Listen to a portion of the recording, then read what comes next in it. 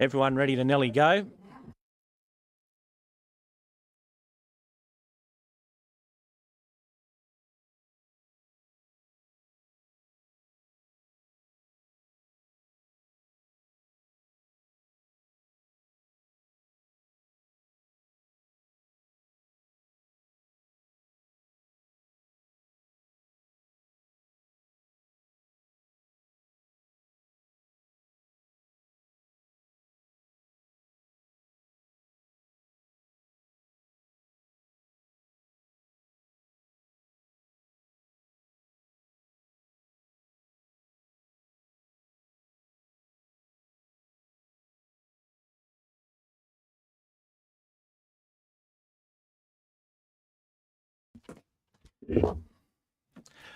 Welcome to the July Ordinary Meeting of Dubbo Regional Council.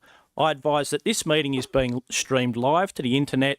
All those present should refrain from making any defamatory statements, and upon joining these online meetings you accept the condition that your image may be recorded and streamed to the internet, as well as being retained in the archive of the recorded council meetings and standing committee meetings. I now open the July Ordinary Council meeting, the time being 5:31 p.m. First up, we have the prayer by Councillor Butler, please. Let's pray. Heavenly Father, we just thank you again for this evening. We thank you for each other, for bringing us together to discuss the matters that we have on our plate for tonight. Father, I do ask for your spirit of wisdom. I ask, Lord, that there would be a peace amongst us, and may our speech be seasoned with mercy, Lord. And we thank you for unity. In Jesus' mighty name, amen. Amen. Acknowledgement of country, Councillor Wells, please. Thank you, Mr Mayor. Yiridamarang, I'd like to acknowledge the Wiradjuri people who are the traditional custodians of the land. I would also like to pay respects to the elders past and present of the Wiradjuri Nation and extend that respect to other Aboriginal peoples from other nations who are present, and also extend that respect to everybody in the room tonight. Thank you. Thank you, Councillor Wells. First item is CCL 25/170, leave of absence. I've received an apology from Councillors Matt Wright and Councillor Kate Richardson. Can I have someone move that the apologies be accepted, please? Councillor Cowley, seconded by Councillor Ryan. I now put that motion. Please cast your votes electronically. I'll now close the voting. Carried unanimously. Item CCL 25/171, conflicts of interest. Do any councillors have any conflicts they wish to declare? Councillor Toynton. Thank you, Mr Mayor. I have a less than significant non-pecuniary conflict of interest on item CCL 25199. I've spoke with the owners of the property in question before the item was put on the agenda of council. It won't affect any decision making at all, and I'll remain in the room for the discussions of that matter. Thank you. Next item is CCL 25/172, public forum. I'll now read out the rules of public forum. Each speaker will have 5 minutes to speak. When you come forward, please state your name and the item that you are speaking to. When there's 30 seconds remaining, I'll ring the bell. And at 5 minutes, the bell will be rung multiple times, the microphone will be turned off, and you will conclude speaking and sit down, please. Registered speakers will be asked to speak first, followed by members of the gallery who also wish to speak if there is still some of the 30-minute time allowance. Gallery members should refrain from any disruptive behaviour, which includes clapping and jeering. I'll now call on the following registered speakers. First of all, we have Mr Alex Keneally, Worker Retention Payments. Good evening. Alex Keneally from the United Services Union, speaking about the worker retention payment. So the worker retention payment is a federally funded pay rise for childcare workers, which lasts for about 2 years. It's equivalent to about 15%, but it's based on the private sector's awards. Employees at Rainbow Cottage are eligible for this increase. Currently, there are 51 eligible councils in New South Wales for the grant, and 45 have signed on. At this stage, Dubbo is one of the only 6 councils in the state not passing this pay rise onto their workers. The only reason given to us about why Dubbo will not apply is due to the fee cap. And it is true that councils must agree to cap their fees at a certain amount for the financial year, and we understand that Dubbo has had to increase their fees due to the needs of the service. However, we have advised council management that despite this, they can apply for an alternative fee cap, which allows them to simultaneously increase their fees and pass on the payment. We're just asking for Dubbo to at least try for these workers and put in an alternative fee cap submission. Upon receiving acceptance or rejection for the alternative application, councils are free to decide if they wish to pursue the grant. Furthermore, the council is able to request a cameo from the Department of Education, and this will provide a breakdown of the funds that they'll receive from the government. The union has visited Rainbow Cottage to explain council management's reasoning to them, and they've expressed immense disappointment. A petition which we have circulated in the centre has reached almost 100% support amongst the staff. The staff are fully aware that Dubbo can apply for an alternative fee cap and do not understand as to why they won't. I note that Dubbo Regional Council released a childcare review in March of this year, and one of the challenges listed is that 22 childcare centres are now operating in the LGA, with plenty more to open. A recent outcome from the Fair Work Commission has given childcare workers in the private sector a 23% wage increase. Just like all other eligible councils in the state, Dubbo pays their staff above the local government award. However, it is important for council to be aware that wages and conditions are set to become much more competitive locally. This grant provides an easy way to prepare for this. The childcare review listed a number of strengths of Rainbow Cottage within the LGA, and the grant only seeks to bolster these strengths. If council does apply by the end of September, then staff will be back paid to December of 2024. Since my initial visit to Rainbow Cottage, communications which I've sent to management have gone unanswered. We earnestly wish to work closely with Dubbo to deliver a fair outcome for your workers. I want to reiterate that 45 councils are signed up for the grant. All 45 of these councils already pay above the award rate. We do not want staff at Rainbow Cottage to miss out and be comparatively worse off than their counterparts in other regions of New South Wales. The workers at Rainbow Cottage ask that you work to pass on this federally funded pay rise. Thank you. Thank you. Next registered speaker is Amanda Pepinell on rates.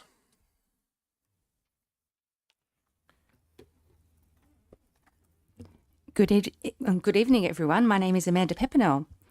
First-time speaker, long-time viewer. I'm here to speak about rates. Thank you, Mr. Mayor, councillors, staff and fellow residents.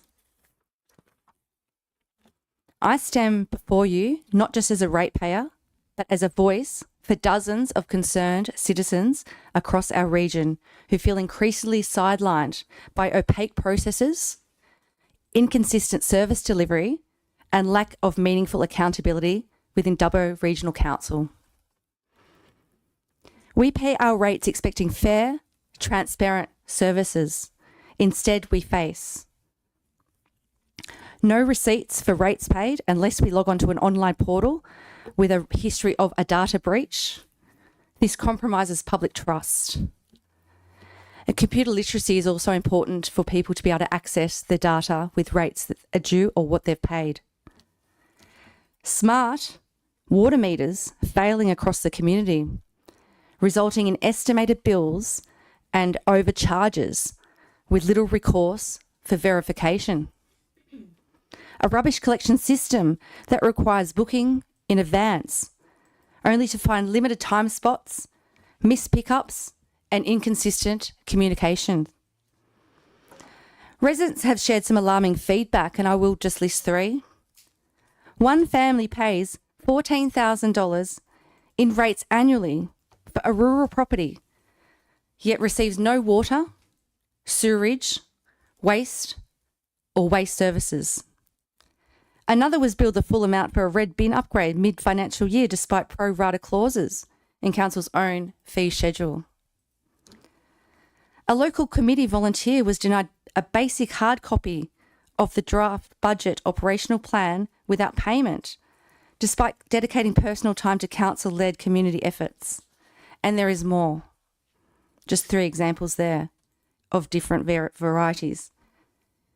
So we are told our rates are calculated based on land value, yet households in metropolitan Sydney with higher valuations pay less. This raises real questions about equality and transparency in our rating system. We request an itemised breakdown of our rate notice, or in our rate notices, itemised breakdown in our rate notices. We would like receipts sent in the mail for rates, clear visibility of payments, or clear visibility of advance payments, guarantees that faulty smart meters are promptly repaired or replaced. Do not average our water usage. A review of waste collection booking, a review of the waste collection booking process to ensure accessibility and reliability, or bring back the bulky waste system. Digital and hard copy access to public available plans without unnecessary fees. A formal audit of invoicing practices to ensure compliance and accountability. We understand governing a region as diverse and expansive as ours comes with challenges, many challenges. But those challenges must be met with integrity, transparency, and responsiveness.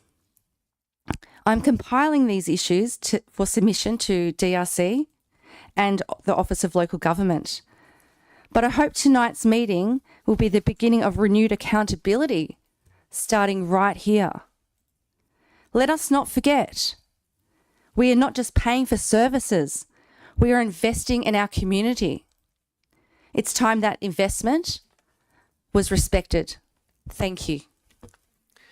Thank you for that. Next, we have Michelle Tompkins, Scabbing Flat Bridge, CCL 25/181. Thank you. Good evening, I'm Michelle Tompkins and I'm here tonight to support Deputy Mayor Philip Thornton's motion regarding the maintenance of the roads that are deteriorating as a result of the ongoing saga with the repairs of Scabbing Flat Bridge. When the issues with Scabbing Flat Bridge were identified at the end of 2023, we were told the repairs that needed to be carried out would take 6 months. We are now at the 17 months, and by the time the bridge is supposedly going back to full capacity in October 25, it will be 24 months.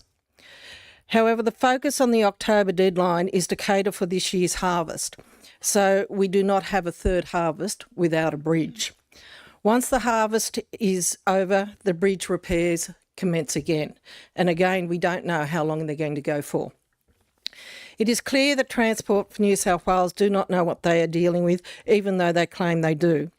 Every time they move to a new area of maintenance, they are discovering new issues. Whilst the heritage classification hangs over the Scabbing Flat Bridge, it is going to have an ongoing impact on the time and the cost to continue these repairs.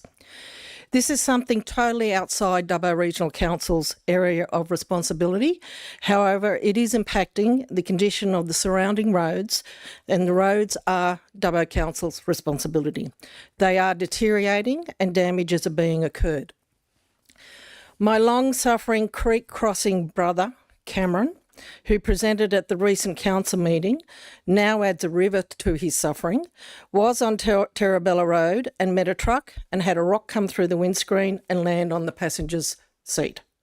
Others have had windscreens broken, tyres destroyed, and there has been an accident on the Bushrangers Creek Road where a vehicle went under a truck. It is only a matter of time before there is a serious incident, and it is not a case of if, but when. As the timeframes for the bridge repairs continue to get extended, as this appears to be the only solution Transport for New South Wales can work with, it cannot be expected that Dubbo ratepayers should have to fund the ongoing maintenance of the roads impacted by Scabbing Flat Bridge outages. It is time for Transport for New South Wales to be held accountable for this situation, and support for this motion is one step in the right direction. Thank you. Thank you. Next up, we have Jane Menzies on River Care Group and the greening strategy. Thank you. Very dry in the mouth. I'm Jane Menzies. I'm with Dubbo River Care, and I'd like to thank you for this opportunity to come and speak tonight. We're a group formerly known as Dubbo Macquarie Bush Care that was started back in 2002 to improve the care for the to improve and care for the riparian areas between the South Dubbo Fish Weir and the Troy Bridge. Our area has become slightly more concentrated in recent years and has focused more more to the south, but including Police Paddock.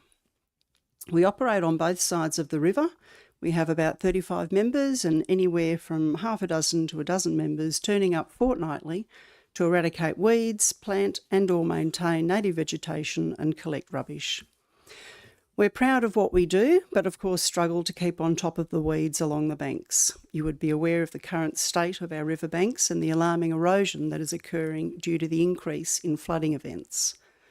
The precarious nature of some of these areas makes them unsafe for our members to carry out work, so those weeds will always be there to produce more seeds. To help address the erosion, the Council has given us a plan and species list of a limited area where some plants may be planted. Last year we planted some native understory that the Council had supplied in Regent Park, where the Council is able to irrigate them. We were also given plants to plant along the Track-a-Riley cycleway at the bottom of Tamworth Street. I liaised with Jonathan Lavender to keep them watered and mulched and appreciated his willingness to help. In 2024, we received some funding from the Abergeldy Building Group and the Yarramus Foundation through Landcare Australia that enabled us to plant over 600 trees on the zoo land adjacent to the cycleway. They also donated a trailer, shuttle and pump for watering these trees. It was a huge bonus, as in the past, the watering has always been done by bucket brigade. I hope this is an inspiration to Council on how Rivercare can be helped with its work. We will struggle to pay for chemical and AQF3 and first aid certification, and our member fee is always low in order to encourage as many members as possible. This year, some workers from the Abergeldy Group joined Working Bee along with members of the public to plant more trees. It was a fun community event organised by Bron Powell from Macquarie Landcare, and the morning engaged several of the soccer parents and kids who were keen to learn about trees and attend the native reptile display. It provides a vision of how the 4 community tree plantings identified in the Council resolutions in a report could also run. Rivercare looks forward to supporting these plantings that are planned to run 4 times a year over 4 years. It's a great way for Council and the environmental groups to work together in a way that illustrates to the community the importance of trees in our area. I'd like to commend the Council on the large volume of work they've done looking into the current and projected tree canopy for the urban areas of Dubbo LGA. The background work has been done and we're now poised for the greening strategy. We receive a lot of feedback from members of the public during our working bees. There's a great appreciation for the work we do along the river. The community wants and needs green space. Having read the reports on the 25th of March this year that were on the agenda of the Culture and Community Committee meeting held on the 13th of May, you'd be aware of the huge task ahead and the ongoing commitment required to ensure we have a livable city in the future.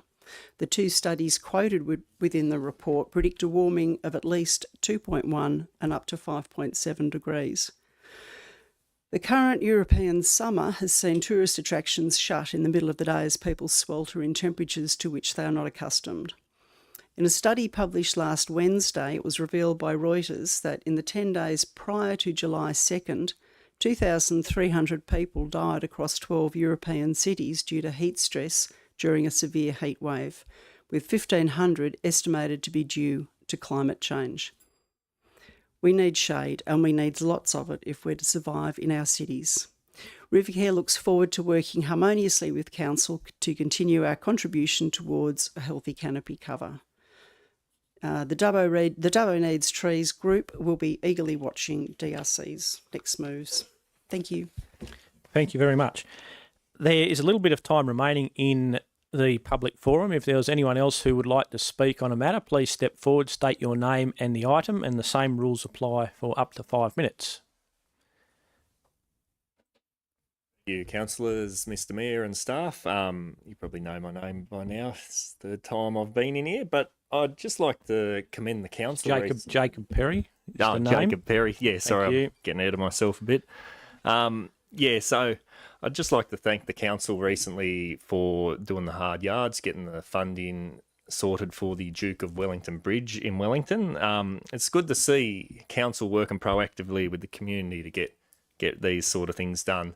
And I'm very humble and happy for the support we've received so far with regards to Scabbing Flat. Although there's a long way to go, it's still not over the line, and we need someone to start paying for the roads that are getting trashed out that way, because, as you said, when we get rocks through our windscreens, tyres slashed, accidents, something's got to be done, and it's got to be done now rather than later. So part of what I want to speak about tonight is also what some in the audience here have spoken on tonight as well, which is rates. It's inevitable we have to pay rates, but I think there has to come a point in time, if we're hosting so many solar and wind farms around this area, which are on an industrial scale, it's probably only fair that they start paying rates that are relevant to that industry. So you have Mount Piper Power Station at Lithgow, which is charged as separate rate variation to the rest of the Shire. So that's an asset that Lithgow City Council would charge and make a lot of money out of. We're hosting what our local member declared as modern power stations, numerous of them ones, but we're not getting the benefit of that. All we're getting is our roads trashed, they're being used to within an inch of their life, and we're not seeing any benefit of that. I grew up on the edge of the Hunter Valley, and when I was a kid, and if ever there was a coal mine going in, you'd have to consult your neighbour.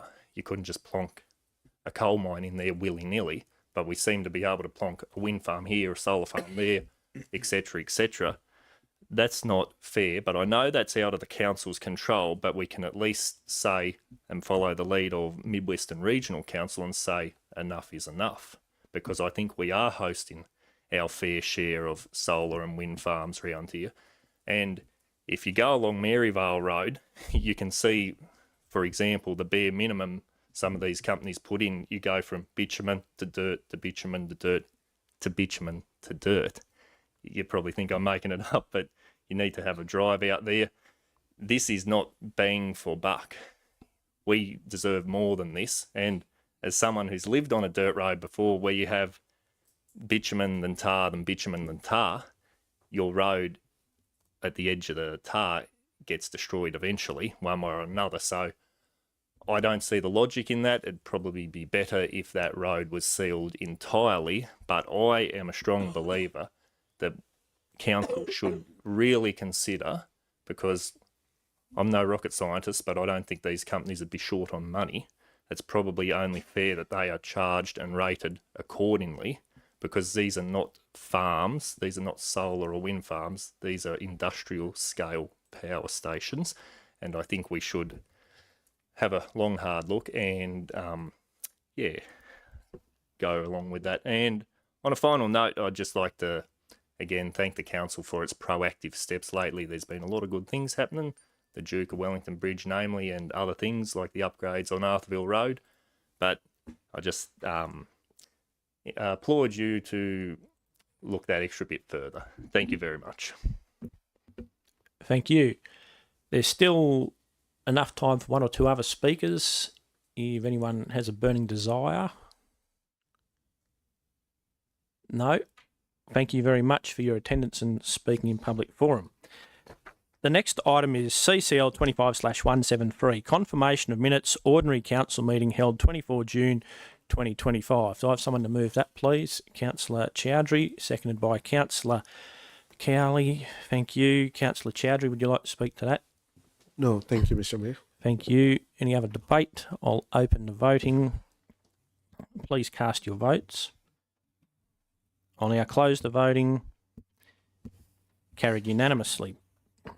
Next item is CCL 25/174, mayoral appointments and meetings. I'll move that. The seconder, please. Councillor Cowley, thank you. It's all right. Any debate on that, councillors? There being none, I'll put that. I'll open the voting. Please cast your votes. I'll now close the voting. Carried unanimously. Next item is CCL 25/175, Mayoral expenses for June 2025. I'll move that. Do I have a seconder? Councillor Wells, thank you. Any debate, councillors? There being none, I'll put that. I've opened the voting. Please cast your votes.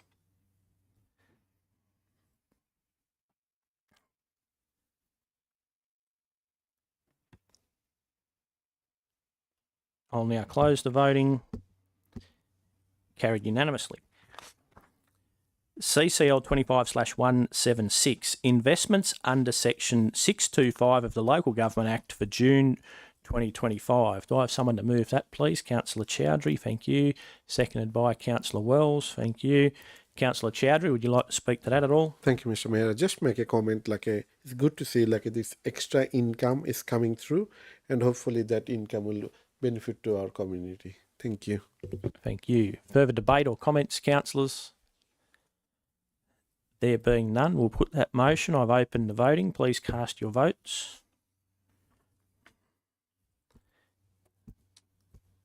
Carried unanimously.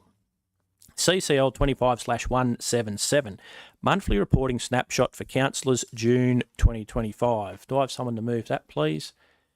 Councillor Wells, Councillor Chowdhury, seconded. Councillor Wells, would you like to speak to that?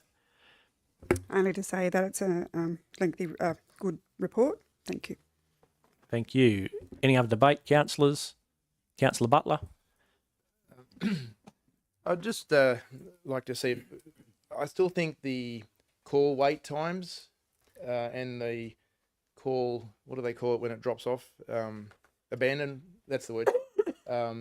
I still see them as quite high. I compared to the other data, it seems to be on the high end, and I was wondering if there's something we can do to improve that situation, because I'd like to see it come down, because I think the target was 6%, and we're sitting at nearly double. So I was just wondering if like, instead of just reporting that we're overreaching every month, couldn't we do something about it? That's all. Right. Probably more workers, but I'll put that through as to the acting CEO to...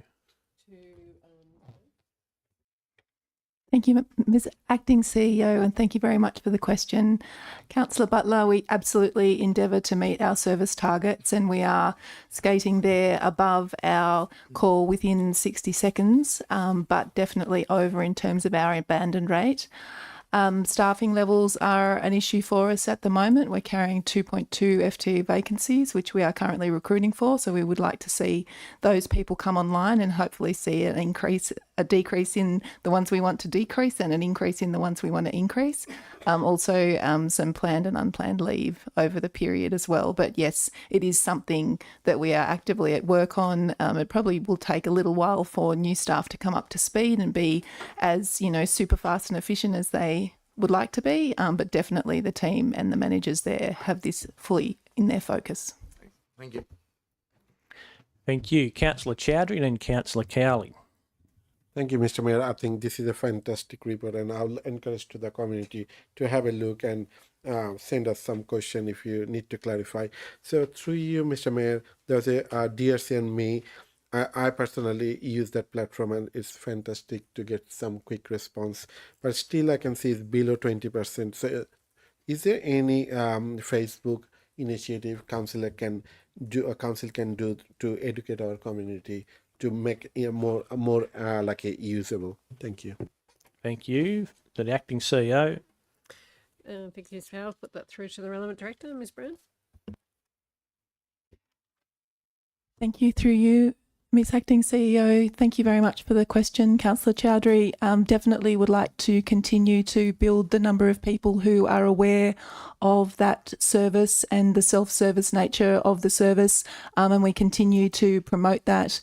And throughout the year, we run campaigns to increase the number of people who are using that service. At the same time, we're continuously looking at the services that council provides and wanting to bring services over and be able to provide a digital option for them. We do note, and there were people in the public forum that indicate to us that our communities like to access our services in a range of different ways, and we will continue to work as digital literacy improves and members of the community who have difficulty accessing digital services are able to be supported to use those. We'll continue to try and make them as accessible as we can. Thank you. Councillor Cowley was next, and then Councillor Ivey. Thank you very much, Mr. Mayor. I just wanted to point out that Macquarie Regional Library often flies under our radar a little bit in the radar of the public, but if my maths is correct, there were 14.3 thousand people went through our collective Macquarie Regional Libraries across the LGAs in June. That's 476 people per day, and they borrowed an average of 966 items per day. So they're pretty impressive figures, and yay to our regional libraries. Thank you. Councillor Ivey. Thank you, Mr. Mayor. Just through you a question in relation to people who can't access or access digital things and are required to access them to get hard copies. Do we actually charge them for that, or if someone wants a copy of the budget, for instance, a hard copy, is that given to them? Or I think from the public forum, the intimation was that we actually charge for it. Is that right? To the acting CEO. Through you, Mr. Chair, to the relevant director, Ms Brown. Through you, Mr. Mayor.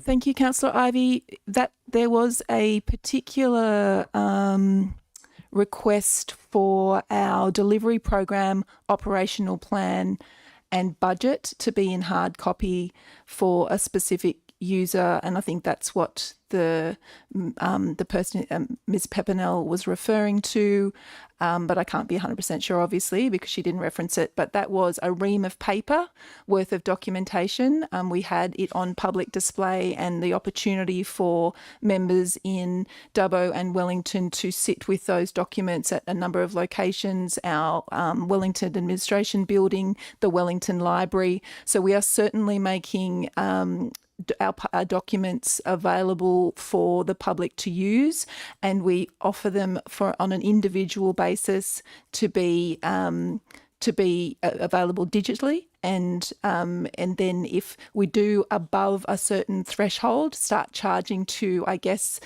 manage the sustainability of those requests and the amount of paper that they would take to provide those documents. So we do provide a socialised version in a number of locations that people who don't have access to digital means can access, and we would welcome them to come in and enjoy our lovely library facilities and take their time to peruse those documents.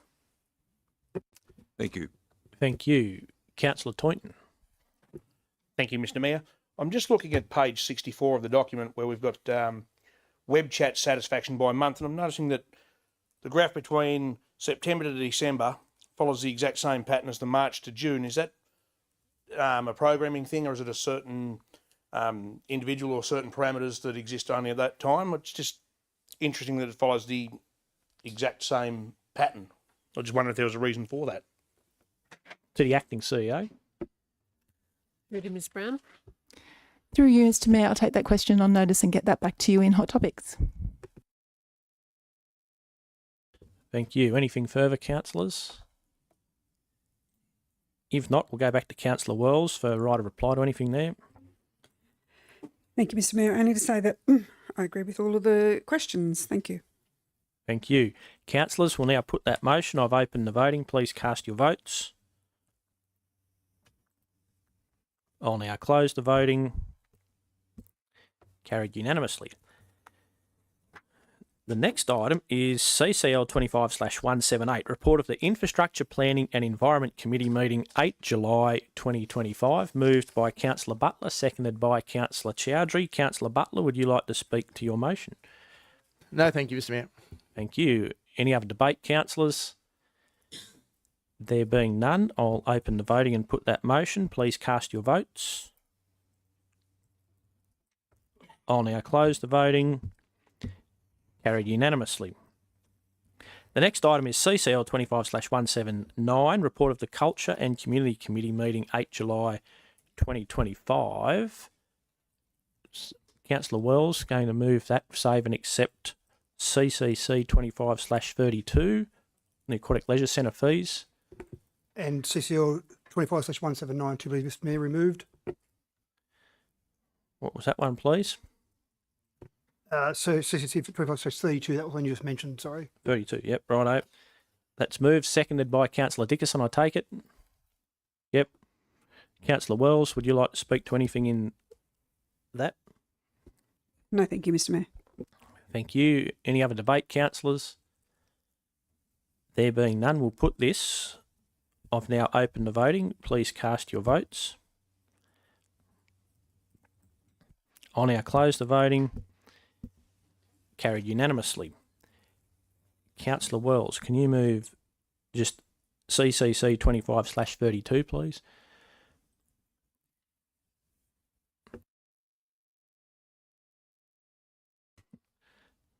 Thank you, Mr Mayor. Yes, I so move CCC/35 or 25/32. 25/32. The Aquatic Leisure Centre fees. Seconded by Councillor Chowdhury. Councillor Wells, anything that you'd like to address there?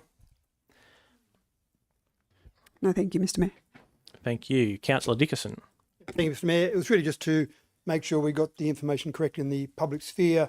During the debate 2 weeks ago, there was a statement made by yourself that the pool used to break even, and then you changed it slightly to say that the pool came within a dog's breath of breaking even the Dubbo pool, but the Wellington and Geary pools ran at a significant loss. And I questioned that at the meeting, and you said that you'd take that on notice and get the information back to us by this meeting today. So I thought we'd have the opportunity for you to take that through to one of the staff to give us some information about the status of those pools in the previous years when Dubbo Council, Dubbo Regional Council and Dubbo Council ran those pools, just to see if they were at break even or we were running at a significant loss. So if I can ask you to provide the information, please. So I did watch the tape back, and your recall there wasn't quite accurate of what I said, but we'll let that go and people can watch it themselves. Now, the acting CEO. Through to the relevant director, Mr. Arms. Thank you, acting CEO. Yeah, so we have been looking at the numbers. The numbers I have in front of me are for the combined 3 aquatic centres. And I've got some detail coming to you in your regular Thursday briefing, hot topics. In brief, so 22-23 was the last year that council ran the facility, and so from there it was outsourced to a private contractor. So for the 4 years prior to that, the 4 financial years prior to that, was averaged around 1.7 million operating costs. So that's income versus expenditure. So at around about 1.7 operating costs, 1.7 million over that 4-year period.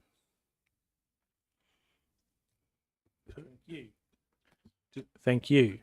Councillor Ivey? Just a question on this. When you say an operating cost, you mean an operating loss per year? To the acting CEO. Is it? Through to Mr. Arms. That's right. So the income versus expenditure was minus 1.7 million on average over those 4 years. So a loss of, or a subsidy, if you like, however you like to frame it. Councillor Ivey. Can I just ask a supplementary question to that? Was there a trend over those 4 years? Was it any particular up or down, or was it just a random variation around about that 1.7 operating loss? The acting CEO.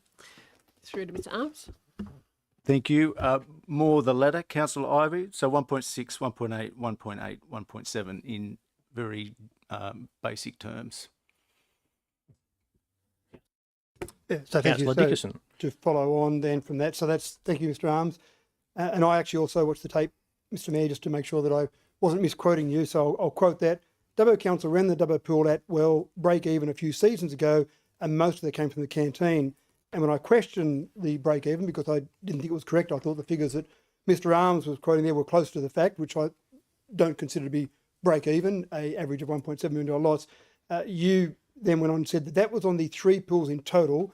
The Dubbo pool just about broke even 1 year there.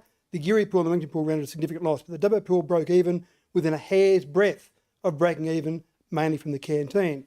I think it's important that when we're debating, we've got different opinions that come forward, and that's not a problem at all. We've all got different views on things, but when we're quoting what we say to be facts, I think it's very important that we, amongst our debate, are quoting accurate information, quoting data, quoting facts, not saying things that sound convenient at the time. And so I thought it was important to get that on the public record, that it was nowhere near break even, and the figures that we made the decision on. So I look back at that data. I didn't have all access to the data Mr. Arms provided there, but when you break it down, Mr. Arms provided data from the combined pools, then your point was that the Dubbo pool was the one that was breaking even or within a hair's breadth, but the other pools a significant loss. The decision we made to go to Belgravia was in June 2023, and the Dubbo pool, the figures we had there, the forecast was the Dubbo pool would have a loss of $925,000 in that next year. The Geary pool a loss of $157,000, and the Wellington pool a loss of $715,000. Shared losses of $196,000. So the total loss predicted was $1.994 million, which was consistent with what Mr. Arms said there in terms of some of those numbers. So, in fact, it wasn't the Dubbo pool almost broke even. 46.4% of the overall costs of running the pool, the Aquatic Leisure Centre across the three, was from Dubbo. So, again, I just think it's important that we actually make sure we quote accurate data. Opinion is one thing, but this is data we're quoting. Important for our fellow councillors, but also important for the public to make sure we are quoting accurate information when we are debating. Thank you, Mr. Mayor. Anything further, councillors? I'll just have a little say. So I was referring to the 2021-2022 year, and that I clearly referred to that during the debate. And I said about how those were the figures provided by Mr. Dean Frost when he was here in a director role, and the Dubbo pool almost did break even that year. During a workshop, he had a series of slides. I don't know if he took them with him or where they might be, but the other two pools do cost a fair bit to run. But that year in 21-22, the year I was clearly referring to, because I referenced when Mr. Frost was there, the pool nearly broke even, the Dubbo pool. And I didn't say that the whole lot nearly broke even or any of those sort of things, but there's still no need to put the fees up next year. I don't feel that the Belgravia could be debate what we're actually debating here. The motion that Belgravia don't need an increase of 3.5% or whatever it was, that doesn't change the facts. Thank you. Councillors, back to Councillor Wells, who moved the motion for a right of reply. Anything there? No, thank you, Mr. Mayor. Councillors, I've opened the voting. Please cast your votes electronically.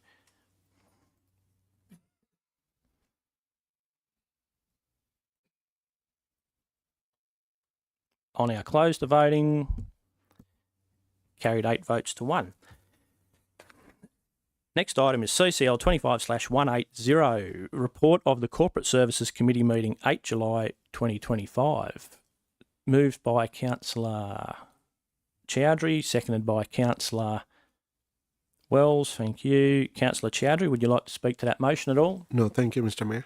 Any other debate, councillors? There being none, I'll put the voting. I've opened the voting. I'll now close the voting.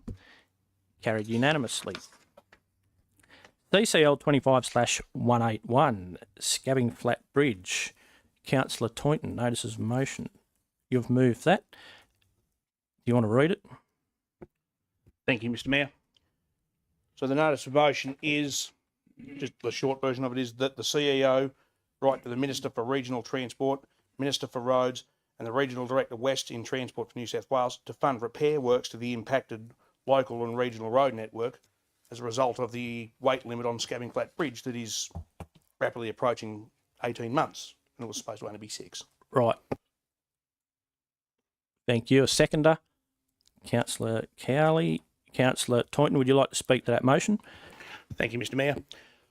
So I've been out to Scabbing Flat Bridge there. I've heard the concerns of the community. This bridge had a weight limit put on it, as we heard, nearly 2 years ago. It seems to be, the more they delve into the bridge, the more they find wrong with it. Now, we were told as a council back then 6 months and the weight limit to be lifted. That period is now 3 times beyond that. We've got to sit there and say, at what point do we say what's fair and reasonable to us? Our roads are getting smashed to oblivion because of the heavy vehicle detours, because they cannot lift that limit on the bridge, because every time they undo another bolt, oh, there's termites there, oh, this is ruined or that's broken. We need to seriously say to them, all right, if you can't get your act together, our residents and ratepayers are not going to foot the bill for repair works to roads. They don't have a choice. It's either drive down it or don't move your cargo from A to B, as opposed to, like this morning I met with Win News out at Scabbing Flat. Now, I had to go all the way into Wellington, all the way down Bushrangers Creek Road to get to the other side of the bridge. It would have normally been a 13-kilometre trip, turned out to be 104 k's round trip. So the cost of diesel, we talk about the cost of living, and state and federal governments all tout that, and it's like, well, you're adding to the cost of these people to move transport from A to B. So it's about time we sit there and say, nah, we've had a gutful. We're going to stick the boot into you, and you can pay to maintain these roads because it's their delays that are impacting us. We don't own the bridge, but that problem is affecting stuff we do own, which is the roads. So I think this motion's more than fair given the time that they've had to say 6 months, turn into 12, turn into 18, and is going to go until, as Michelle Tompkins in the public gallery said, October, which will be 24 months, and then after harvest, it's back on. So it's, when's it end? And it's pushes come to shove, and we've got to sit there and say, no, enough's enough. They're going to start paying for the impacted roads, and maybe that'll get them to pull their finger out and say either, you know what, it's no longer economical to fix this bridge, knock it down, put a concrete bridge that should have been there. That heap of matchsticks out at Scabbing Flat Bridge should never have seen in the year 1980. It was past its prime back in the 70s when the D5N Dodge became the biggest truck on the road. That's about the only thing it's still capable for. So I think it's outlived its usefulness. Yes, it's old. Yes, it's an antique, but it's had it. It's gone, and it doesn't meet the needs of the 21st century. So I encourage all councillors to support this motion and say that bridge is causing damage to our roads. Our ratepayers shouldn't be footing the bill to fix those roads. Transport for New South Wales should. Thank you. Thank you. Further debate, councillors?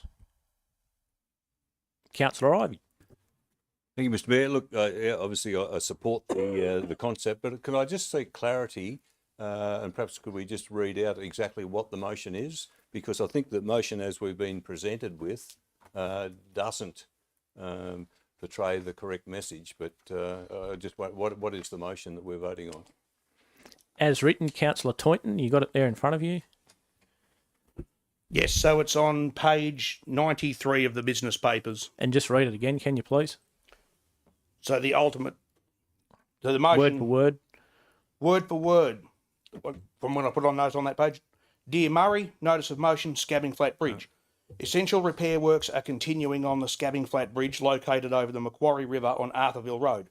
In December 2023, a 16-tonne load limit was applied to the bridge, which was originally expected to last up to 6 months, with heavy vehicles required to detour the bridge while the load limit was in place. If travelling to Dubbo, the nominated detour is via Terrabella Road, Bennelong Road, Obley Road and the Newell Highway. For vehicles travelling to Wellington, the detour is via Suntop Road, Renshaw McGurr Way, Bushrangers Creek Road, Showground Road and the Mitchell Highway.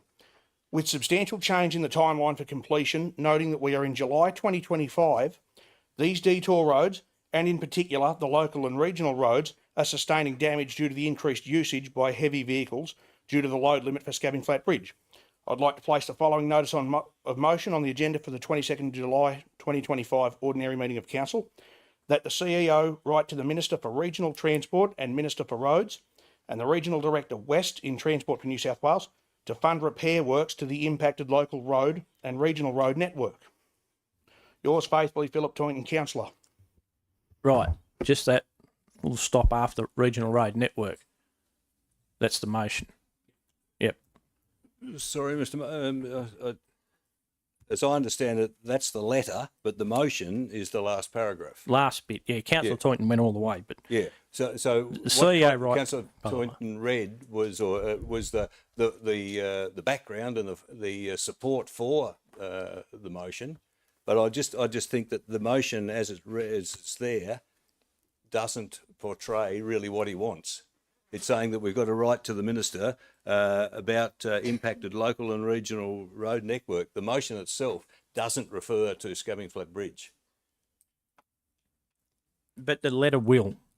It'll refer to why those roads need fixing, which is due to Scabbing Flat Bridge being closed for 3 days a week. Perhaps I'm a bit of a stickler for accuracy. The motion there does not refer to Scabbing, the damage done because of Scabbing Flat Bridge. And I think it just needs to be amended to include the local repair work to the impacted local and regional roads which are affected by the closure or the load limits put on Scabbing Flat Bridge. I mean, for it to be a motion of meaningful that this council's passed and to be meaningful when it's passed on to the New South Wales government, I think it needs to be specific about what we're really referring to. I'll ask the mover and seconder if they'll accept a couple extra words on the end. Impacted local and regional road network as a result of the intermittent closure of Scabbing Flat Bridge, Geary. Councillor Toynton is the mover. We're going to add that to it. I'd like to be a bit more substantial to sit there and say as a result of the delays and the constant delays of the Scabbing Flat Bridge, not just because of the intermittent closures. Like the closures don't affect it. The fact that it's got the weight limit on it, so they can say, oh, well, it's only closed Tuesdays and Wednesdays, so the closures will have no bearing on it. It's the weight limit that's been applied for forever and a day now that's doing that. I would have thought it would have been perfectly clear that on page 92, the notice of motion, it's all there, and the appendices number 1 forms the entire motion. But if you don't have to accept it, Councillor Ivey can move an amendment. It however it sits, but I thought it's quite clear cut how it is now. Righto, Councillor Ivey, you'll have to move an amendment should you wish to add to this. But the letter will cover that because that's what the preamble is and what it's all about, the impacted local and regional road network. Just move an amendment if you want. Yeah, look, I would like to move an amendment because, look, as I say, I'm on side. I really agree with what the preamble says. But as I understand it, when you move a motion, it needs to be standalone in itself. You know. Are you moving you got your amendment? I would hope that the mover would. I haven't got one, no, but I'll draft one. Do you have one? Like. No. Wait. You sit down. Thanks, Councillor Toynton. Councillor Ivey, would you like to move an amendment to add to that? Yes, Mr. Mayor, I would. Thank you. Right, and what's that? Is it going to be something like acting CEO might read something out? Through you, Mr. Mayor, I hope this captures some of the debate, but adding to the recommendation on the motion as it is, which so impacted local and regional road network which are affected by load limits or closures of Scabbing Flat Bridge. Add the word prolonged closure. By the prolonged.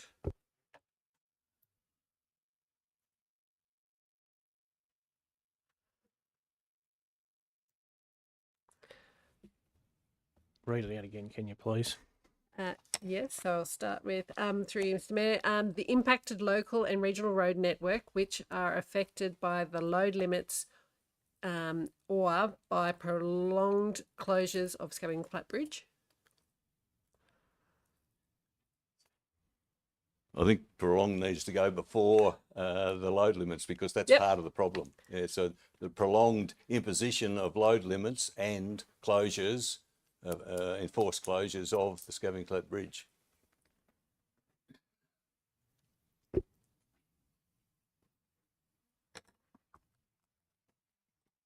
Yeah, try it again, please. Through you, Mr. Mayor, which impacted local and regional road networks which are affected by the prolonged road load limits and closures of Scabbing Flat Bridge. Sorry, and instead of affected, can we have caused by or a result of?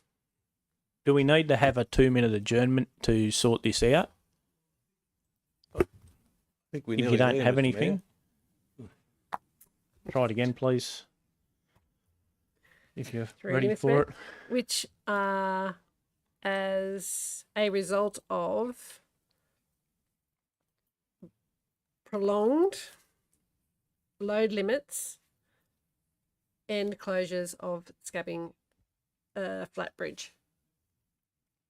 Councillor Ivey, do you have a seconder? Is there a seconder for Councillor Ivy's motion? Councillor Ryan, thank you. Councillor Ivy, would you like to speak to that? No, well, just very briefly, Mr. Mayor, just to say, as I would love the motion, the notice of motion, and if it's passed by council, to be self-contained and to be self-explanatory, to say exactly what we are on about, without having to necessarily refer to some of the preliminary or precursing comments. Further debate? There being none, we'll put that amendment. This is just on the amendment. Have we got that ready to go on the electronic voting on the amendment? We could just do it on a show of hands. We'll just wait a second for the amendment to come up.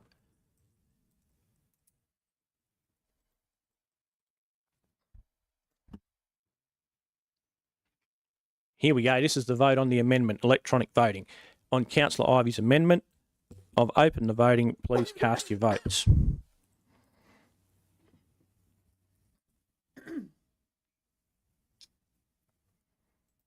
I'll now close the voting.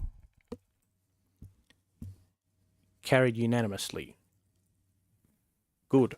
So now we go back to the amended motion. Further debate on the whole thing. Anyone? Councillor Toynton, have you spoken? I think you've spoken. I moved the original motion to it, so I'm happy with that, as long as it covers the basis of that is the root cause of the problem. Any further debate, councillors, on the amended motion as a whole? What's now the motion as amended? There being none, Councillor Toynton's had his right to reply. Councillors, let's just vote on that. I've opened the voting. Please cast your votes. I'll now close the voting. Carried unanimously. Next up, we have CCL 25/182, formation of Dubbo Regional Indoor Sports Hub and PCYC Working Party. I'll move that. Do we have a seconder? Councillor Wells, thank you. I'll just very quickly speak on this. It says that it notes a disappointing decision. Number one, notes a disappointing decision of the MINS New South Wales Government not to return funds to the Dubbo Regional Indoor Sports Hub and PCYC in the New South Wales budget of 24 June 2025, and two, that Council forms a working party of relevant and interested stakeholders to continue to work to realise funding for the Dubbo Regional Indoor Sports Hub and PCYC. Look, councillors, we can't just take this lying down. We have to do everything we can. The government wasn't talking to anyone once they made that decision back, I believe, in mid-October. The PCYC's written 18 letters for one reply. We've written numerous letters for not many replies, and a lot of other groups haven't got anything either. So we can't just walk away from this and allow $48 million in an indoor sports facility to be taken out of not just our local government area, but also the wider Western region. And by getting all the different parties together in a formal, under a banner of a working party, working group, then hopefully the state government might see that it's not going to go away and that they need to actually talk to someone and not just take money from Dubbo and Pork Barrel, other electorates like Orange with it, noting that Orange and Barwon did extremely well in the recent state budget, whilst the electorates of Bathurst and Dubbo did very poorly.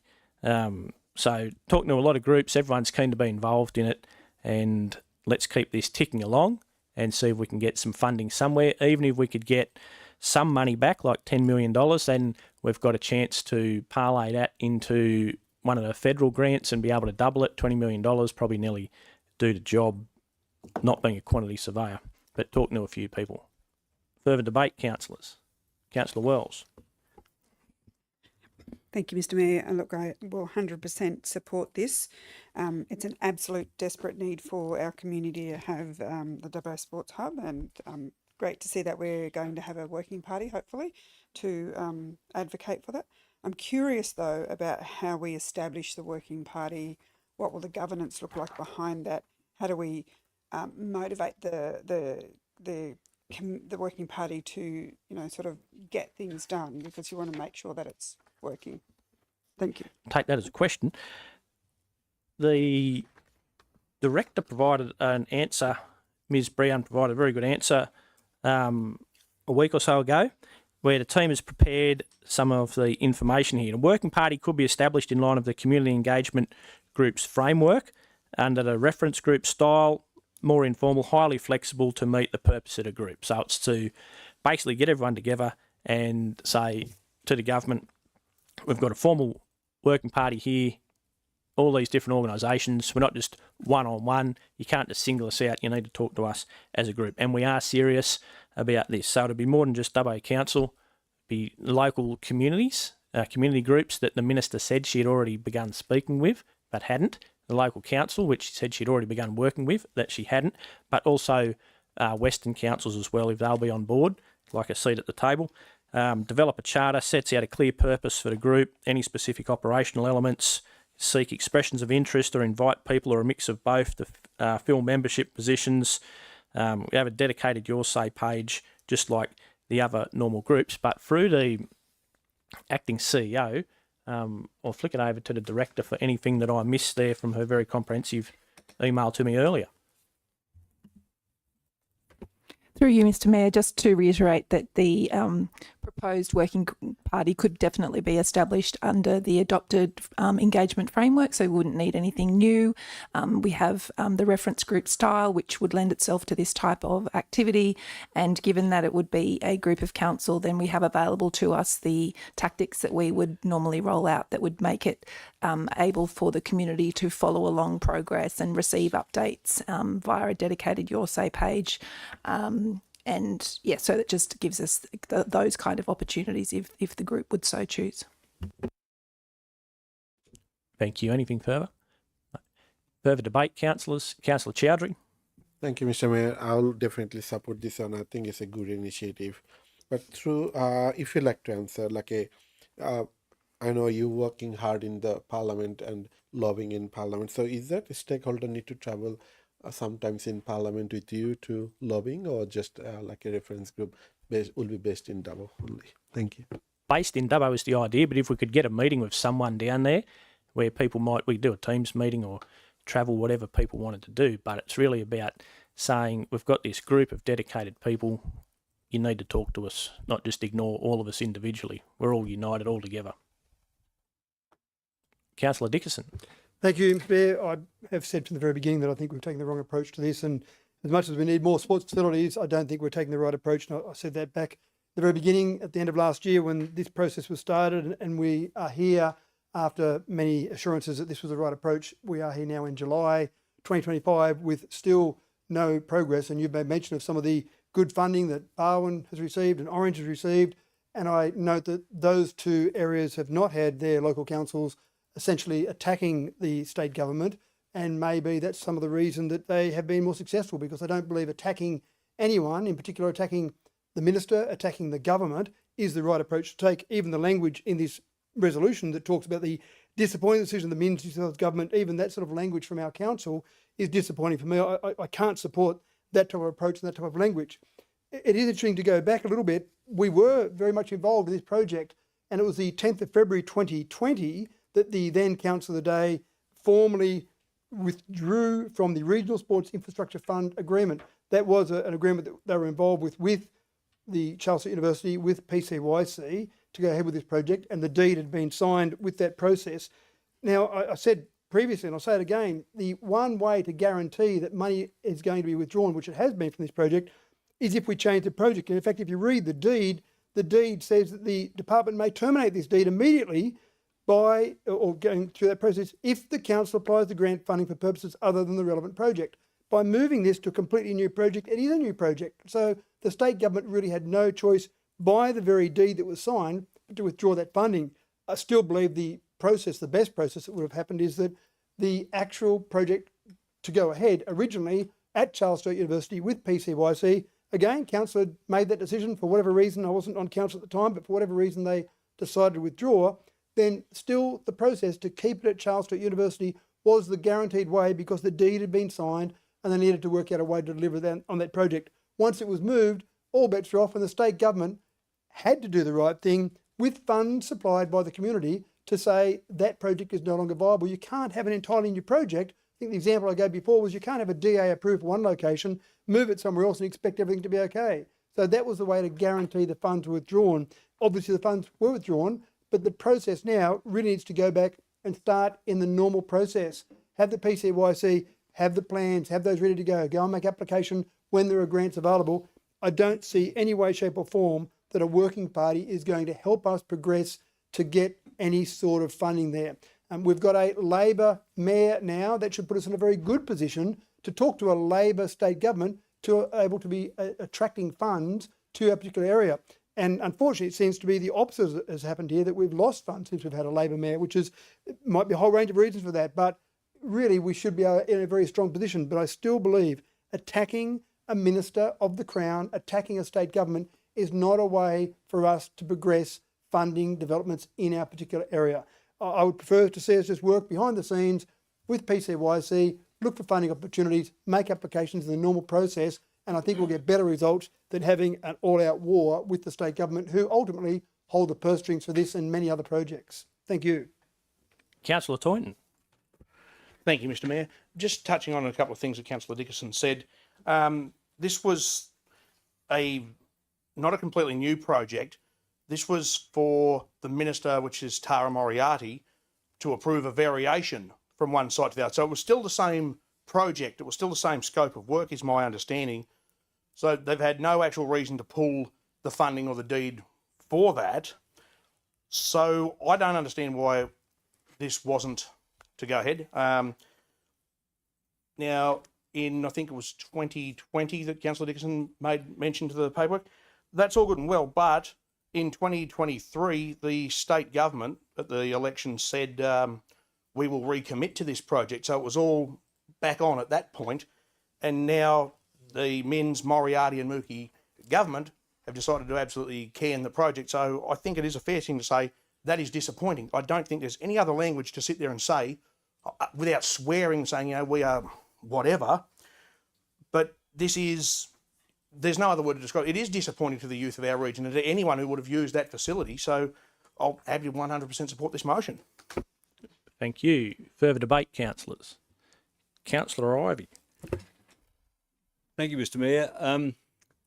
Look, I, like all of us in this room, in this whole LGA, would love to see a sports complex of the style that had been mooted.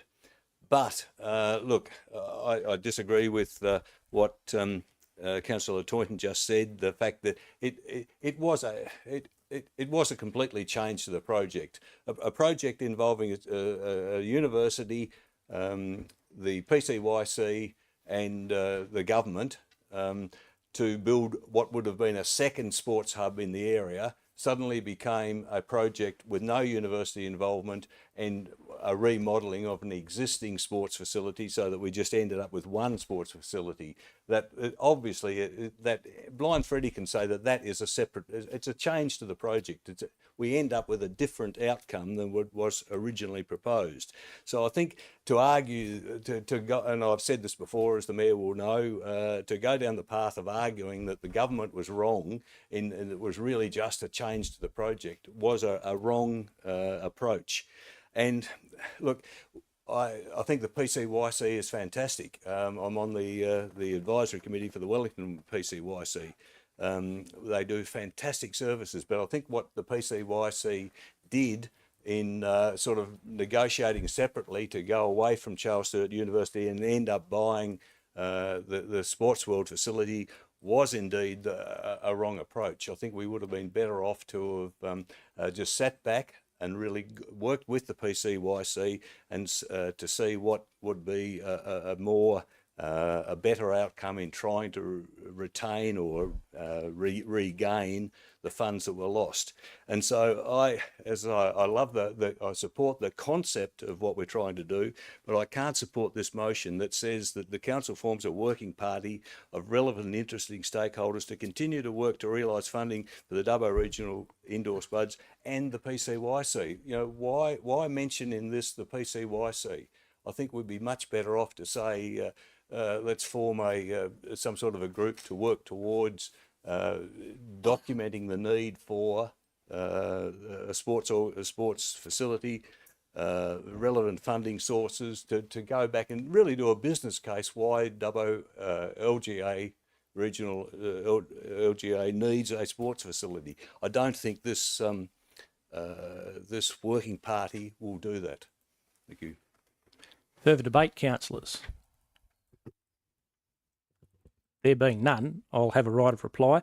Look, Councillor Ivey, who would run a sporting facility? Council doesn't necessarily need to be running a sporting facility. The PCYC was the proponent of what was planned, the regional indoor sports hub and PCYC. The hand-in-glove approach of kids using the PCYC, especially disadvantaged and at-risk kids, who then move seamlessly into organised sport, is a proven winner all around the state, where this same model operates in many, many other locations. The community would get a sports facility that we don't have to depreciate, we don't have to staff, we don't have to maintain. The whole region would get that, actually. Councillor Dickinson's points completely misses the reality that the seats of Orange and Barwon are independent seats. Those two local members keep the government in government. The local members of Dubbo and Bathurst do not. And reading through the budget papers, Orange and Barwon got lots and lots and lots. Dubbo and Orange got not much at all. Very, very little. That's got nothing to do with who's on the councils, and it just shows a great misunderstanding of how the whole state government process works. It's the state members, i.e. Orange and Barwon, that are voting to put one group into government. It's not local councils. So we don't get a vote on who the government, state government, is going to be as a council.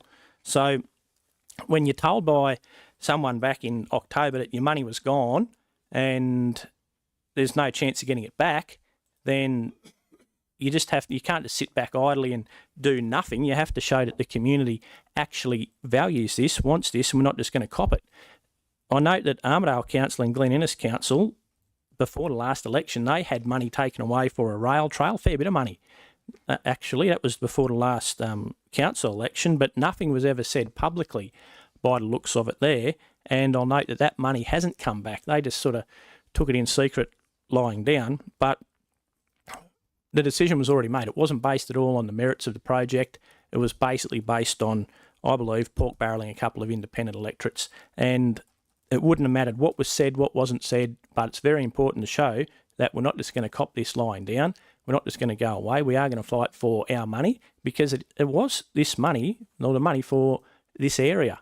And a sporting facility in Orange, despite what some people in Sydney might think, it's not good enough to just have something in Orange and say, oh yeah, that'll do for the Dubbo and Wellington area and west of Dubbo, which is the prevailing belief. Also, the PCYC comments by Councillor Dickinson completely ignores the fact that the PCYC was told on October 31 to change sites, find another site, because the budget had blown out from $48 to $70 million. Councillor Dickinson knows all this. I'm just going back over it for all the public watching at home. But there was no prospect of that project going ahead after a $22 million budget blowout overseen by Department of Public Works at the CSU site. And there was no prospect of that whatsoever. So that's a completely false claim. The Sport Minister, Steve Camper, had actually recommended to Minister Moriarty to approve the move up to the Sports World site. So that came out in the GIPA documents. But once again, Councillor Dickinson completely ignored that in his address previously, which is disappointing. And the same probity advice was used by both ministers, Minister Camper for Sport, to say, can you please approve this move? And that same probity advice was then used by Minister Moriarty to say, no, I'm going to take my $33 million back and spend it elsewhere, probably Orange. So it's disappointing that we don't have full councillor support for this by the looks of it. But the only way to go forward is to, I believe, up at the Sports World site, the PCYC, it'll be a good program. It happens all over the state. They've got many of these operating the same way, with the PCYC doing it and taking on all of the running costs and not council. But there's no prospect of it going anywhere else, given what we know already, and that PCYC actually purchased the site. with that, I'll wrap up and put that to the vote. Councillors, I've opened the voting. Please cast your votes. I now close the voting. Carried 7 votes to 2. Next item is CCL 25/183, Australia Day Ceremony 2026, Wellington and Dubbo. Councillor Ivey. I'd like to move a motion then, Mr Mayor, if I've beaten Councillor Ivey to the punch. I don't think you did. Councillor Ivey was... Oh, you're still sitting. Councillor Dickerson. I think I would just like to move part of the motion, thanks, Mr Mayor, that the information... Oh, sorry, you wanted to withdraw your motion first, didn't you? Yeah, sorry. My apologies. Sorry, Mr Mayor. Take it away, Councillor Ivey, like we were going to. Right. I request to withdraw my motion under clause 3.10 of the Code of Meeting Practice, as the selection dates for Australia Day ceremonies will likely form part of the debate for the following item, CCL 25/184. Thank you very much for that. So that CCL 25/183 is withdrawn. Now we have CCL 25/184, public consultation, Australia Day events, Dubbo and Wellington. Councillor Dickerson, can you please sit down? I haven't finished yet. Do I have someone to move a motion for this? Councillor Dickerson. Can I please move, number 1, that the information in the report be noted? That's all. Thank you. Thank you. Seconder, Councillor Chowdhury. Councillor Dickerson. Thank you, Mr Mayor. So all I'd like to do at this stage is note this report. There's some interesting information in here, and I think there's a debate that will go in a whole range of directions. But if we note that report, there may be some amendments that come forward as a result of that. But I think it's important that we give the ability for us to debate a whole range of different options here from this. So that's all I'm after at this stage. Thank you, Mr Mayor. Right, so Councillor Dickerson's moved that, seconded by Councillor Chowdhury. Debate or amendments, councillors? Councillor Ivey. Mr Mayor, could I foreshadow an amendment to this? You could just move. You could move an amendment. Okay, well, yeah, I would move an amendment then that the ceremony and events for Wellington be held in Cameron Park, or in the case of inclement weather, in the Wellington Civic Centre on the 25th of January, starting at 6:30 p.m, with activities to be held similar to what has been held in previous years. A seconder, Councillor Ryan. Councillor Ivey, speak to that. Thank you, Mr Mayor. Look, part of the report here to Council deals with aspects involving Wellington and Dubbo Australia Day ceremonies. I think I have spoken previously as to my preference that the Australia Day ceremony be held on the eve of Australia Day, as consistent with what's done in the federal sphere, where we have the ceremony and appointment of the Australian of the Year announced at a ceremony on the eve of Australia Day, the 25th. I think then there's lots of reasons why that has advantages, or there are lots of advantages which flow. I like the idea of an afternoon or twilight ceremony. We've run it in Wellington for the last 2 or 3 years on a twilight event, and it's been very successful. I think that the idea that we take it away, the ceremony is not actually held on Australia Day, doesn't in any way diminish the importance or the significance of Australia Day to Australians. The 26th of January symbolises what this country has to offer all its residents, and I think we really should be thankful and grateful and celebrate that. We can do that by having a ceremony on the eve, and that allowing then people to celebrate on the day of the 26th of January that as they please, whether it's a barbecue in their backyard with a few friends, or whether it's going to the beach, or whether it's having some going to the pictures, whatever. However people want to celebrate on the 26th, they can. Again, for Wellington, for those that really do say, no, look, thank you very much, we would like to go along and sing the national anthem and like to celebrate the day on the 26th of January, Maranatha House, which is the aged care facility in Wellington, has a fantastic Australia Day ceremony. The Australia Day ambassador, who's appointed to Wellington, goes along and speaks on the morning at the morning tea on the 26th. And so we really do have the opportunity in the Wellington area to have the best of both worlds. So that's why I would offer and call, please, for support for my amended motion. Thank you. Further debate, councillors?